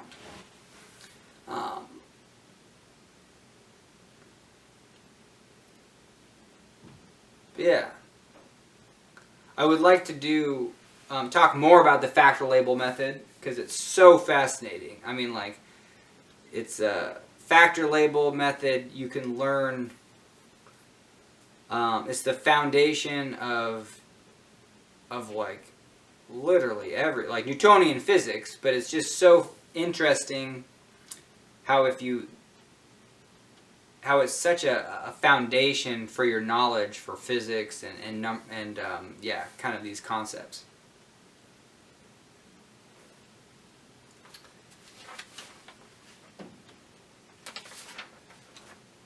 All right, we did it. We designed a skyscraper. I think it was fairly easy to understand. Take the weight of the skyscraper, take the weight of the Empire State Building and turn it into the trunk of a tree. And we beat into death the strength of wood, concrete, and steel. Now you know that wood and concrete are 5,000. I can just remember that off the top of my head. And steel is 50,000. I know it's a pain in the butt. Those numbers are big. And it's just like, that's going to throw me for a loop. But especially when pulling on bolts, pulling on cable, pushing on wood, all you have to do is kind of multiply 2 numbers.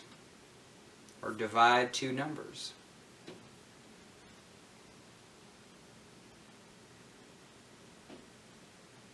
And it's worth going into a lot of depth just on such a simple concept that you're like, oh dude, no, I got that. I got that right away. Yeah. It's like, oh, okay, that's cool that, yeah, the basketball was kind of this analogy for strength, and it is strength, like it's 10 psi. Like, it's not 20 psi, you only pumped it up to 10, so it's demonstrating a material that's 10 psi. It's so fascinating.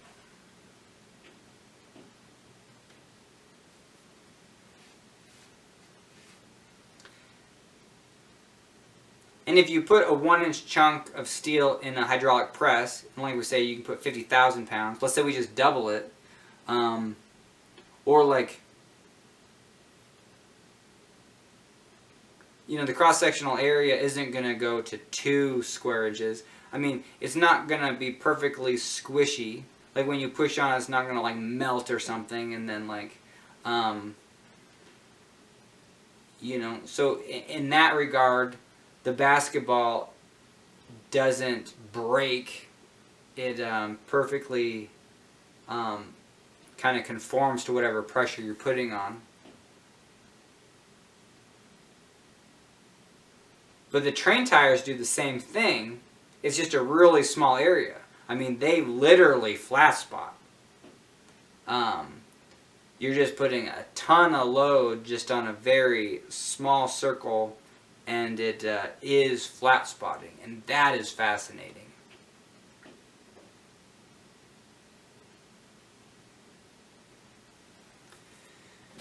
Oof.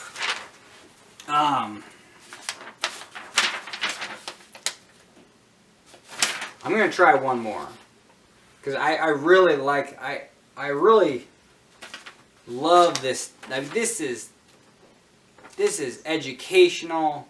This is teaching. It's fundamentals. It's like, it's hard to get wrong because you're just, any kind of teaching concepts, STEM concepts, is just coming at it from a different angle. But then I really like to push the limits, especially with having mental illness. It seems that our brains, just from my perspective, are wired for discovery and advancement just from human nature. I remember being manic and just kind of like learning about nature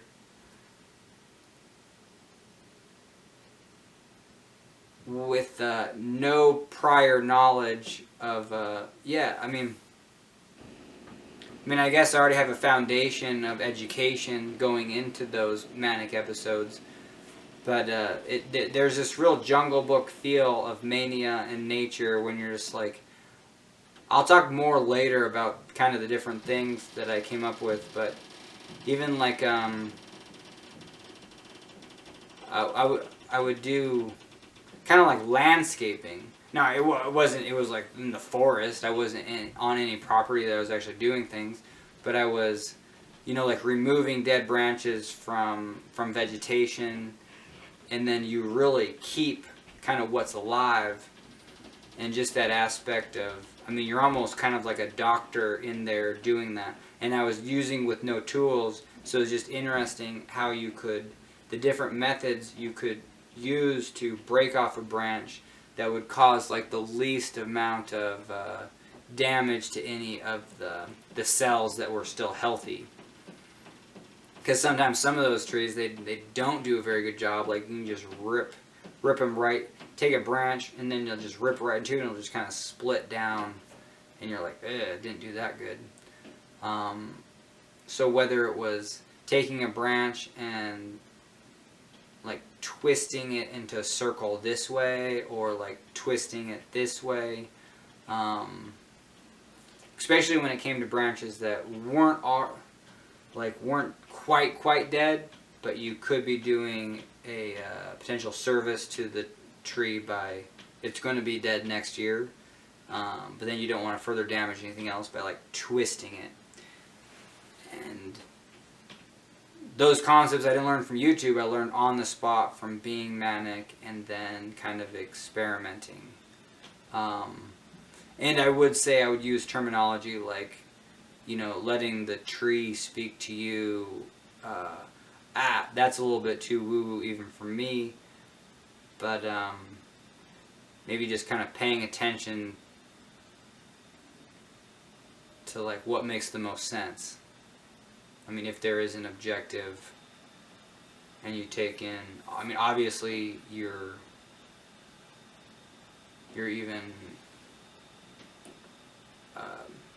what is that word, anthropomorphizing, like the tree, you're trying to create it into like a human. But yeah, you're like, what's best for the tree? Like I know what's best for me sometimes, so maybe like what's best for the tree.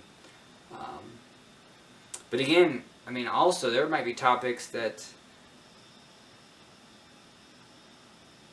I remember being in Chicago. Like I said, I mentioned I get manic on road trips, different location. And that evening in Chicago was real fun, and then I was by the waterfront, and I was just really hallucinating smell.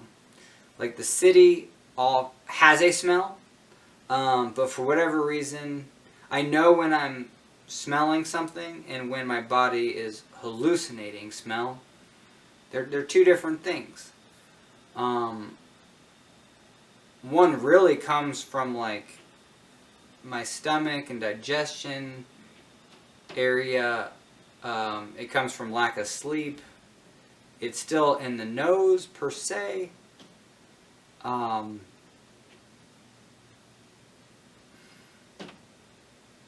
But I know it's kind of like its origin.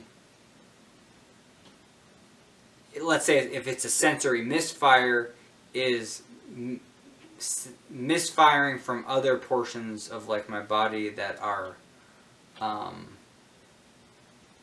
don't know. Like I don't know from a physical doctor what you'd go and be like, oh yeah, this is what's happening. Because it's nothing in particular, but definitely lack of sleep. If I lose too much sleep at some point, it'll just happen. Sometimes it doesn't require a lack of sleep, it'll just happen, and I'll be like, oh shoot, and I'll have to be cautious to see if I'm manic or not.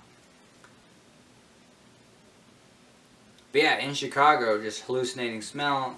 And then what happens with hallucinations is you interpret them. I mean, you come up with a story in your mind, and that can also be another hallucination. That can be a delusion.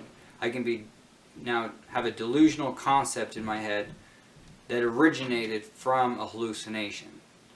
So one of my coined terms is it's not the hallucination that's usually the issue. It's the putting stock into the hallucination, getting wrapped up in the hallucination, making a story out of the hallucination that's now maybe leading you just down the rabbit hole for just putting way too much emphasis on something. Gotta tell the world, or this is how my world works now. And I know it's real difficult. It's real difficult to be like, no, that it's no use. It's not going to bring any more benefit to me.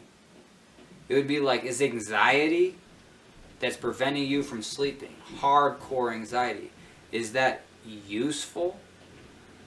I mean, not in the fact that you're not sleeping. If you don't sleep that night because of hardcore anxiety, then no, it wasn't useful. You can maybe more easily come up with ways that you're like, no, it's useful because it's blah, blah, blah. But when it comes to a delusion or a hallucination that's causing you, to get wrapped up in a way that's like also not allowing you to sleep, then that's also just not useful.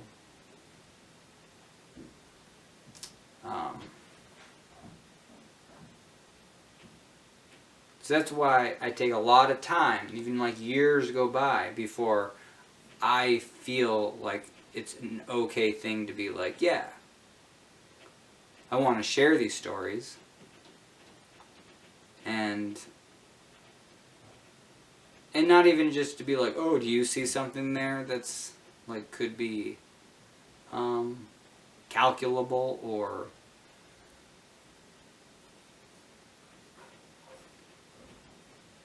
but yeah, so the hallucination with smelling things that weren't there in Chicago was this idea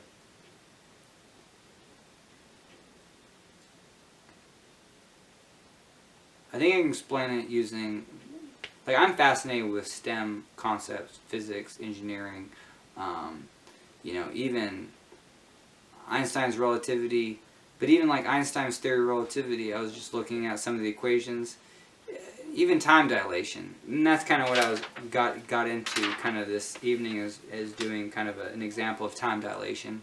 I got to the I kind of learned a bunch, but I almost got to the point where it's just like, yeah, it's still basic. It's like not that interesting. I mean, yeah, the way they get the fact that two clocks are different isn't that sci-fi, what you'd think it would be. Yeah, like the weak force of gravity might like govern space and time and set up the fundamentals of birthing universe,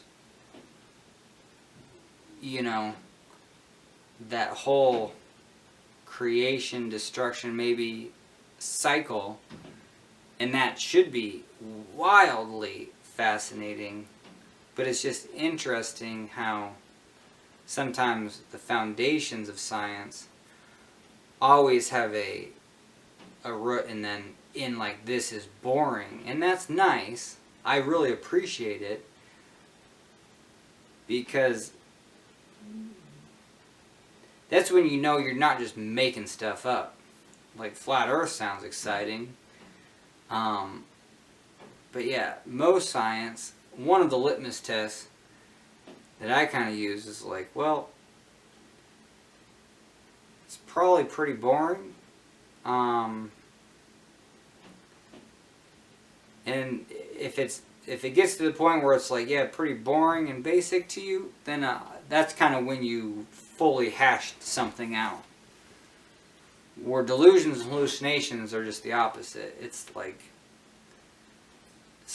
giving you all the answers without any of the information, and then it just leaves you filling in the details in ways that are just causing more delusions. So the one in Chicago was the idea that so hard even just to get to the point, is that like the wind, well, especially since hallucinating smell, especially the wind, was more in control over the environment. And I'll just pick like one example, and it might be a hot button, because it's like,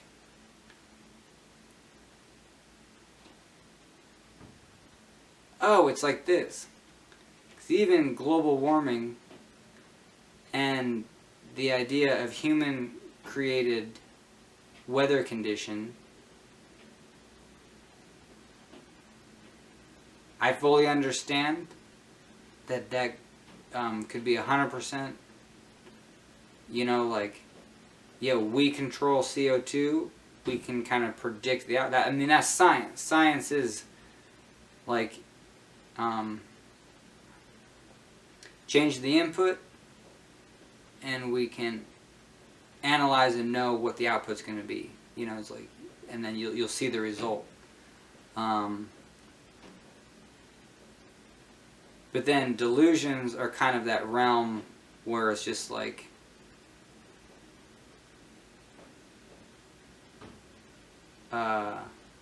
it's laughable to think you would know what the output is.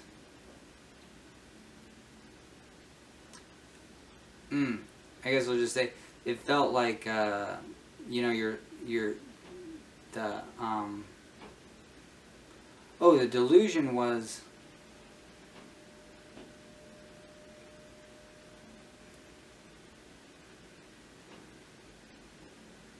I guess is even human nature. It was anthropomorphizing the wind, because it was like, and it was looking at like you know, humans even in their just nature for like for war, or you know, to meet objectives or outcomes.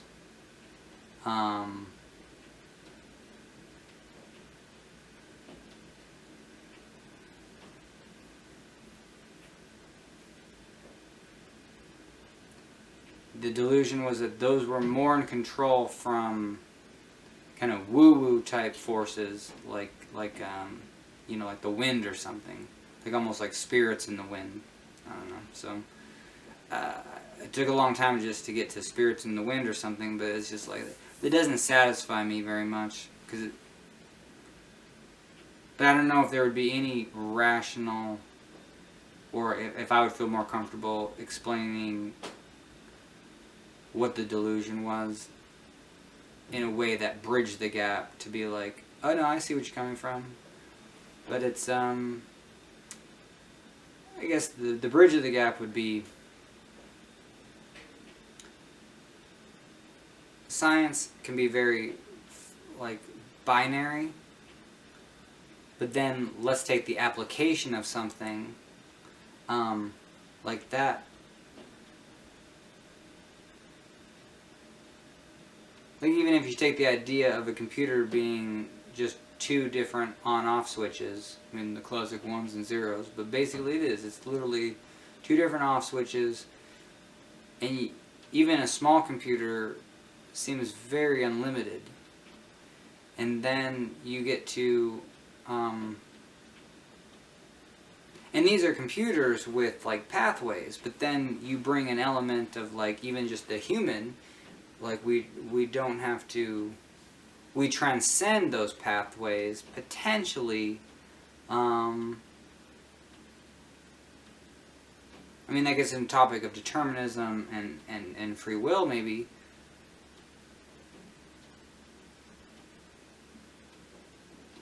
But even with a computer, you see the unlimitedness and potentially the, well, I don't know. That's interesting. It always seems like a computer is that, yes, even though it seems unlimited, it's, yeah, it is a very interesting question of determinism and free will. Or just a unique outcome of a computer might shock you. You're just like, whoa, well, that's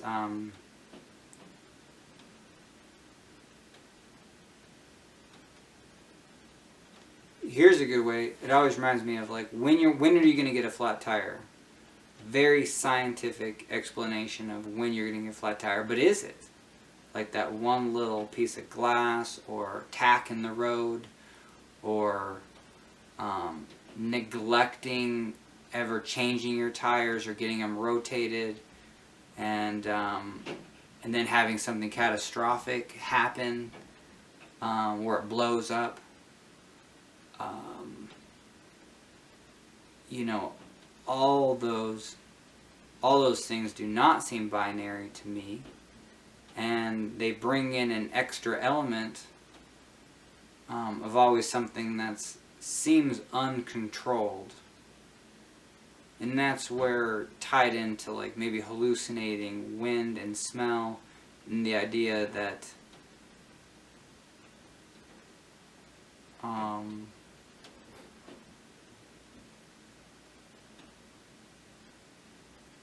and maybe I'll just kind of jump to the other side and be like, well, aren't I just saying that because I enjoyed taking courses in like shamanism, or like I had manic episodes while, you know, outside and kind of interacting with nature.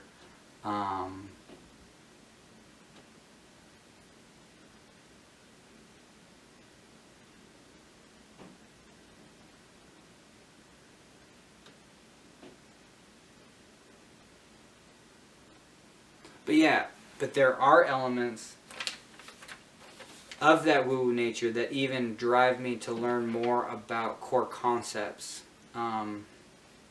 Even this last evening, I learned more about electromagnetic radiation, or electromagnetic waves, you know, to a point where I'm just like, oh, okay. I mean, not from a woo-woo perspective. I'm just like, oh, I did not know. Like, that's, I didn't really grasp the concept that there's, like, only two different kind of things in the universe. There's molecules, like any meeting of atoms, okay? And then there's electromagnetic waves. I mean, that's from the basics, like before quantum, you know, and then you get into smaller units for sure. But I mean that, because those all behave very Newtonian-like, and I didn't even know that that was kind of the only kind of two interacting. And it just brought up some basic knowledge and then basic questions that I was kind of found some answers to. Even just that light is part of that electromagnetic radiation, photons. You know, it's like light. Light seems to be a very primary topic, because we get energy from the sun, blah, blah, blah, kind of beings of light, even from that woo-woo perspective.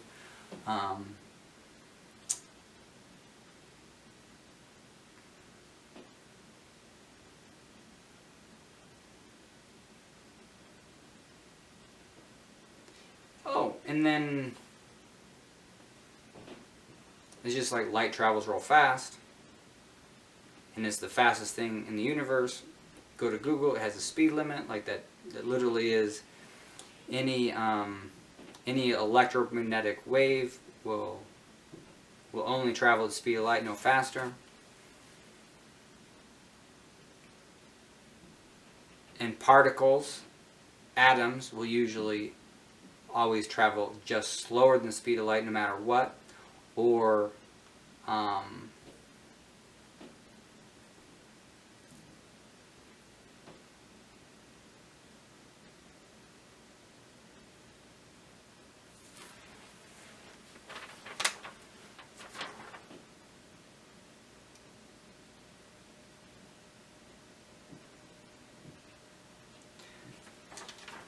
oh, I'm getting kind of tired, so I might wrap it up. But the research was on the time dilation equation. It just seemed interesting. And I guess I use... I've always thought there's probably low-hanging fruit when it comes to core concepts, science, Newtonian physics, even Einstein, stuff like that. From the concept of this, it's just like, let's say a scientist can tell you how a wave works, like even an ocean wave, but then Kelly Slater is the one to like shred it up for his entire life. And I feel like that maybe is one aspect where science and learning it in an unfun way, maybe YouTube does a very good job because it brings kind of joy back. It makes science not boring or potential, you know. Even just the fact that I showed you how very easy you could design a skyscraper. I mean, that's insane. Just the average person could like begin to design a skyscraper, and at the end of the day, if they're the manager in charge of like building it, you know, if you don't see that material in those locations, then you got a problem. And I think that's really important when it comes to, that's why I'm so fascinated with like equations that kind of bridging that gap. Like even E equals MC squared, no one looks at that because it's an Einstein equation, and it's, you know, it might have more low-hanging fruit. I mean, like F equals MA is like the bee's knees when it comes to an understanding from, like, every engineer understands, like, whoa, dude, that equation is absolutely, like, insanely wild of how simple and explanatory it is.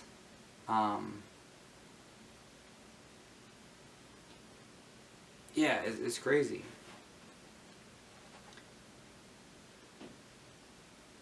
But I do think there is a, yeah, so I just think there's low-hanging fruit from just the perspective that you can add so much to a core concept. You can add so much to, like, an Einstein. And that's what I did. I took the time dilation equation. It's the only one of those that's like people bring it up as sci-fi. Well, that's ridiculous because it's not a sci-fi. It's not a sci-fi concept. But I took the idea that, let's say, it is a sci-fi concept, and but it is true, and so it kind of has that.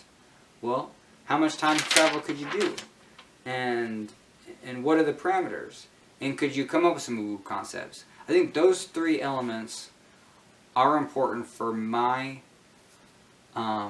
enjoyment of science.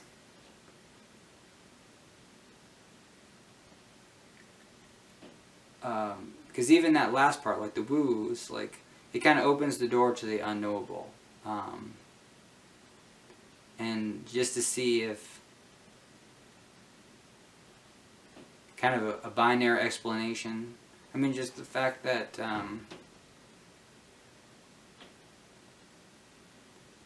I mean, learning about black holes is like learning out the creation of universe. You know, that concept. Like, that shouldn't be boring at all, right?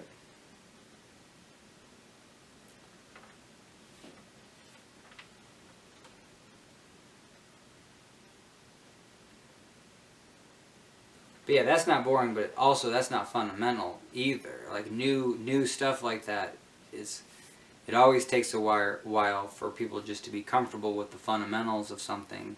I mean, just because, you know, it fits into that idea of theory. Plenty of ideas are theory, And that's where having that woo idea of sci-fi be like the Kelly Slater of taking an idea, even if you're taking it from the science or sci-fi, and you're not sure whether you're taking it from the science or sci-fi, but really surfing it and having some fun with it.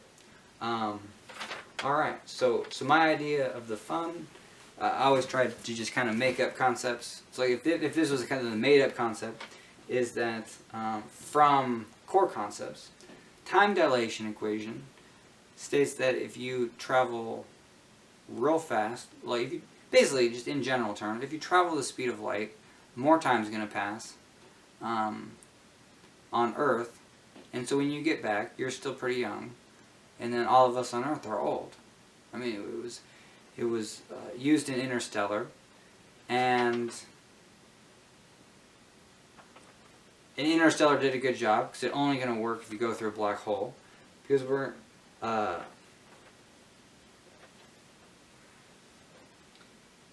because you really do have to travel close to the speed of light to even make it work. And the wild thing is that the faster you travel, if you travel 90% the speed of light for an entire year, I'm getting really tired to do this, but okay, I am okay with the struggle of communicating this, and it sets my limits of like, yeah, this is a little bit much. I'm already tired. I probably should call it here. But I was.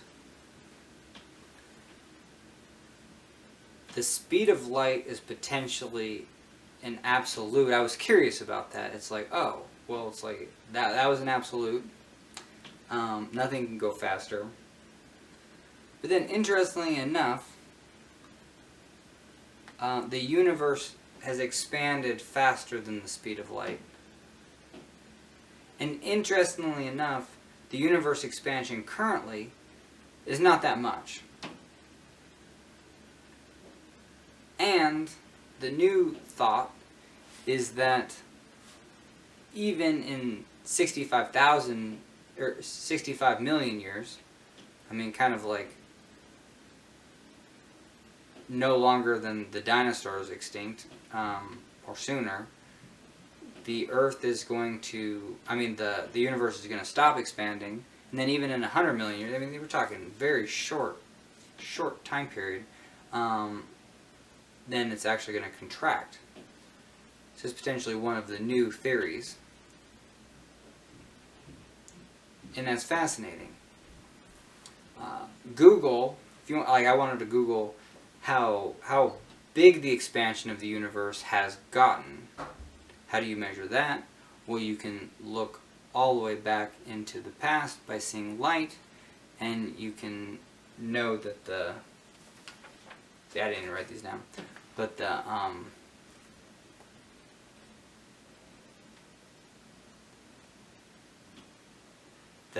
the size of the universe is 94 billion light years across, and the universe is only 13.8 billion years old. So the universe is a factor of like 6 bigger than the light speed would have actually gotten there. So that I was just very fascinated with that, the fact that that is such a core concept of an understanding of potentially how big the universe is from our observations of photons, and also our understanding of how old the universe is from the time light has, so the expansion is like 6 times the speed of light.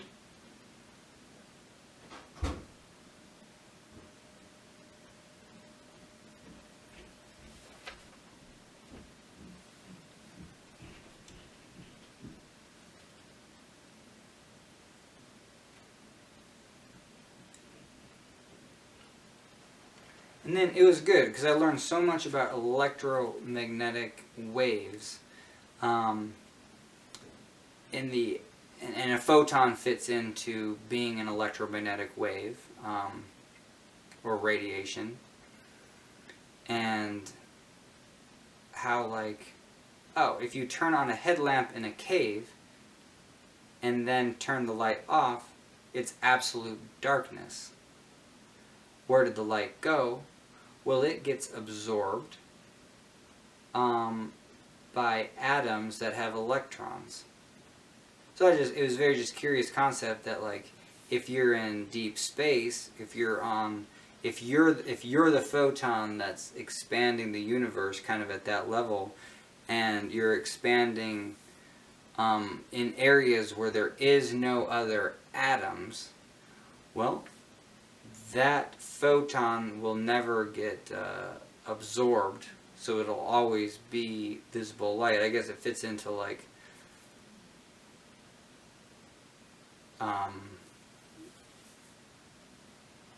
I don't know, like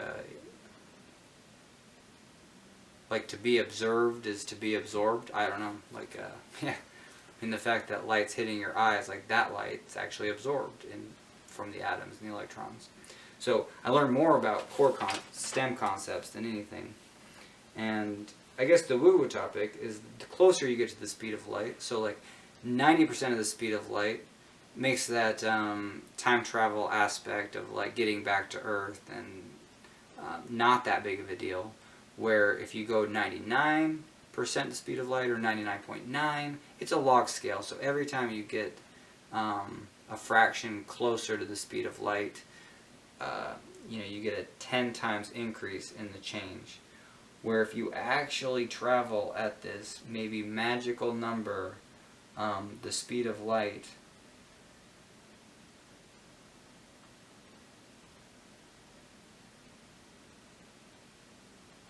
that eternity would pass on a celestial body called Earth. So if a rock called Earth could last for eternity, even in a dead state, let's say, in that heat death, theory of the universe, something traveling at the speed of light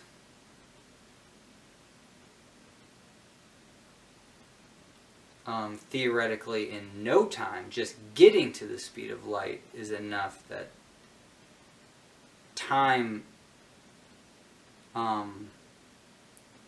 one tiny infinitesimal fraction of a time for that particle, and I would assume we're all talking about, like, particles that matter, like matter, like, because we're made of matter. We really don't think of ourselves as electromagnetic, like, just radiation. It's like, definitely we're a big molecule. But yeah, as that, like, even an infinitesimal fraction of what we would call time at the speed of light is something that an eternity could pass on a celestial body.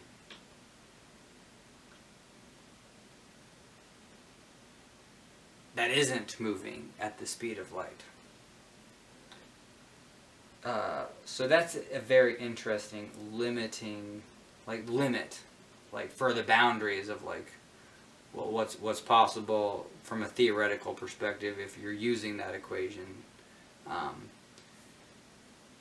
it's good because even science has those ideas of, well, this is where things might break down. And it's just nice to know that there's potentially lots of scientific constructs where it's just yeah, that's the event of a horizon of a black hole. It's where time slows. Real slow. Or it's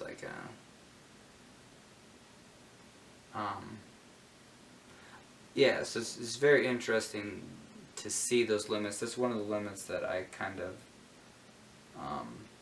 just from the the foundation of the time dilation equation itself has that built in.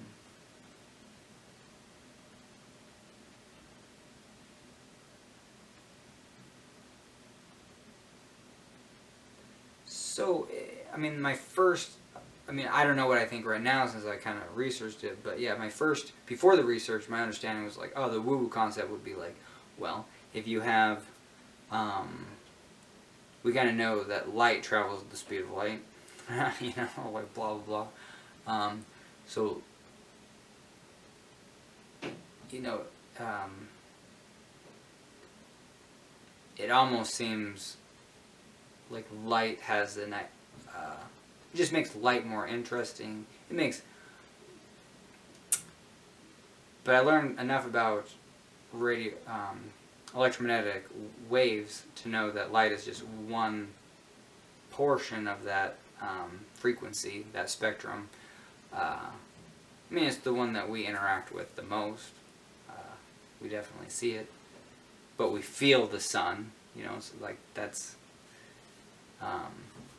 another form of, you know, it's infrared or whatever. Yep.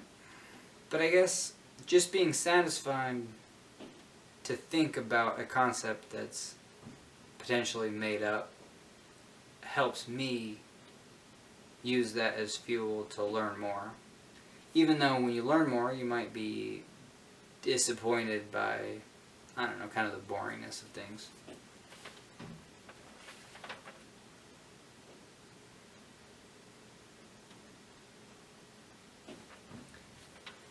And I guess this whole thing was if you travel, like we're traveling in the Milky Way, and then we're traveling around the solar system, and then our Earth is spinning, and if the speed of light, you know, is the fastest thing, that's still just a number, and you know, the Milky Way actually is going only,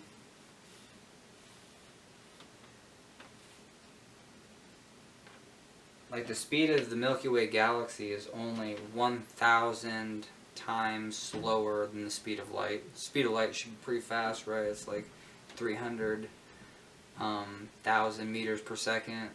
So, I mean, just the fact that the Milky Way galaxy, like we are literally traveling 1,000 times slower than the speed of light, that's still significant.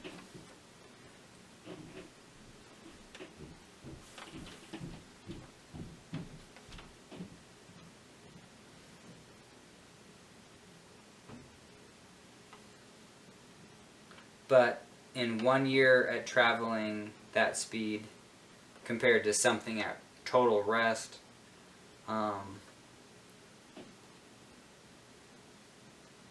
only a quarter of a second you could, I think you could blink twice.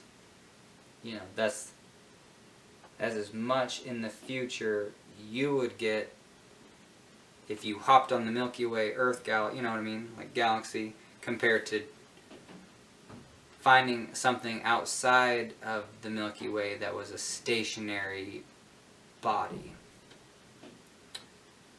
So it's fascinating that we're going real fast in the Milky Way at 1,000th the speed of light, but even that hardly triggers the time dilation equation for something that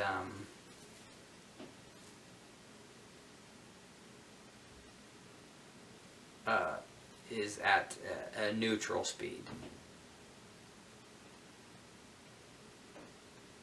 And it's all relative because all of our yeah, now it's kind of the interesting thing is, it would, like, how do we measure time? Like, well, maybe you're basically using electromagnetic waves and frequency, and you know, like atomic clocks using quark and frequency of quartz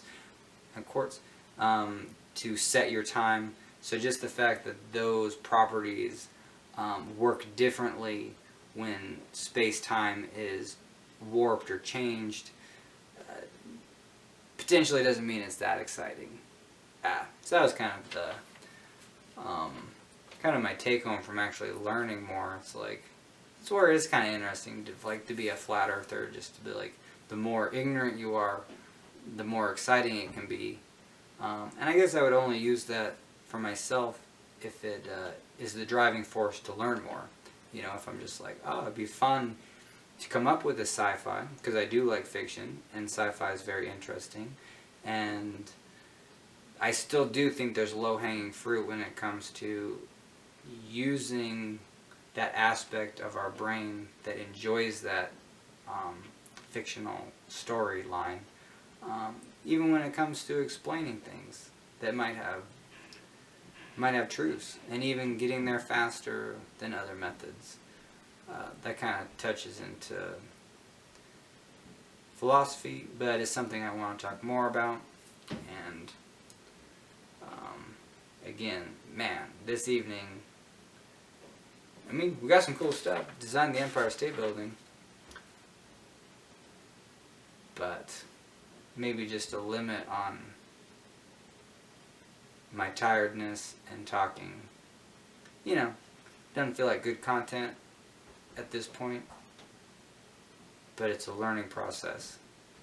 And I do use this time to wind down. And that was the whole point. Going from a manic state, at the beginning, going from a manic state to getting sleep just by talking in front of the camera. And talking in front of a camera is still so neutral that it doesn't affect my mental health, doesn't feel heady, it doesn't feel psychotic, like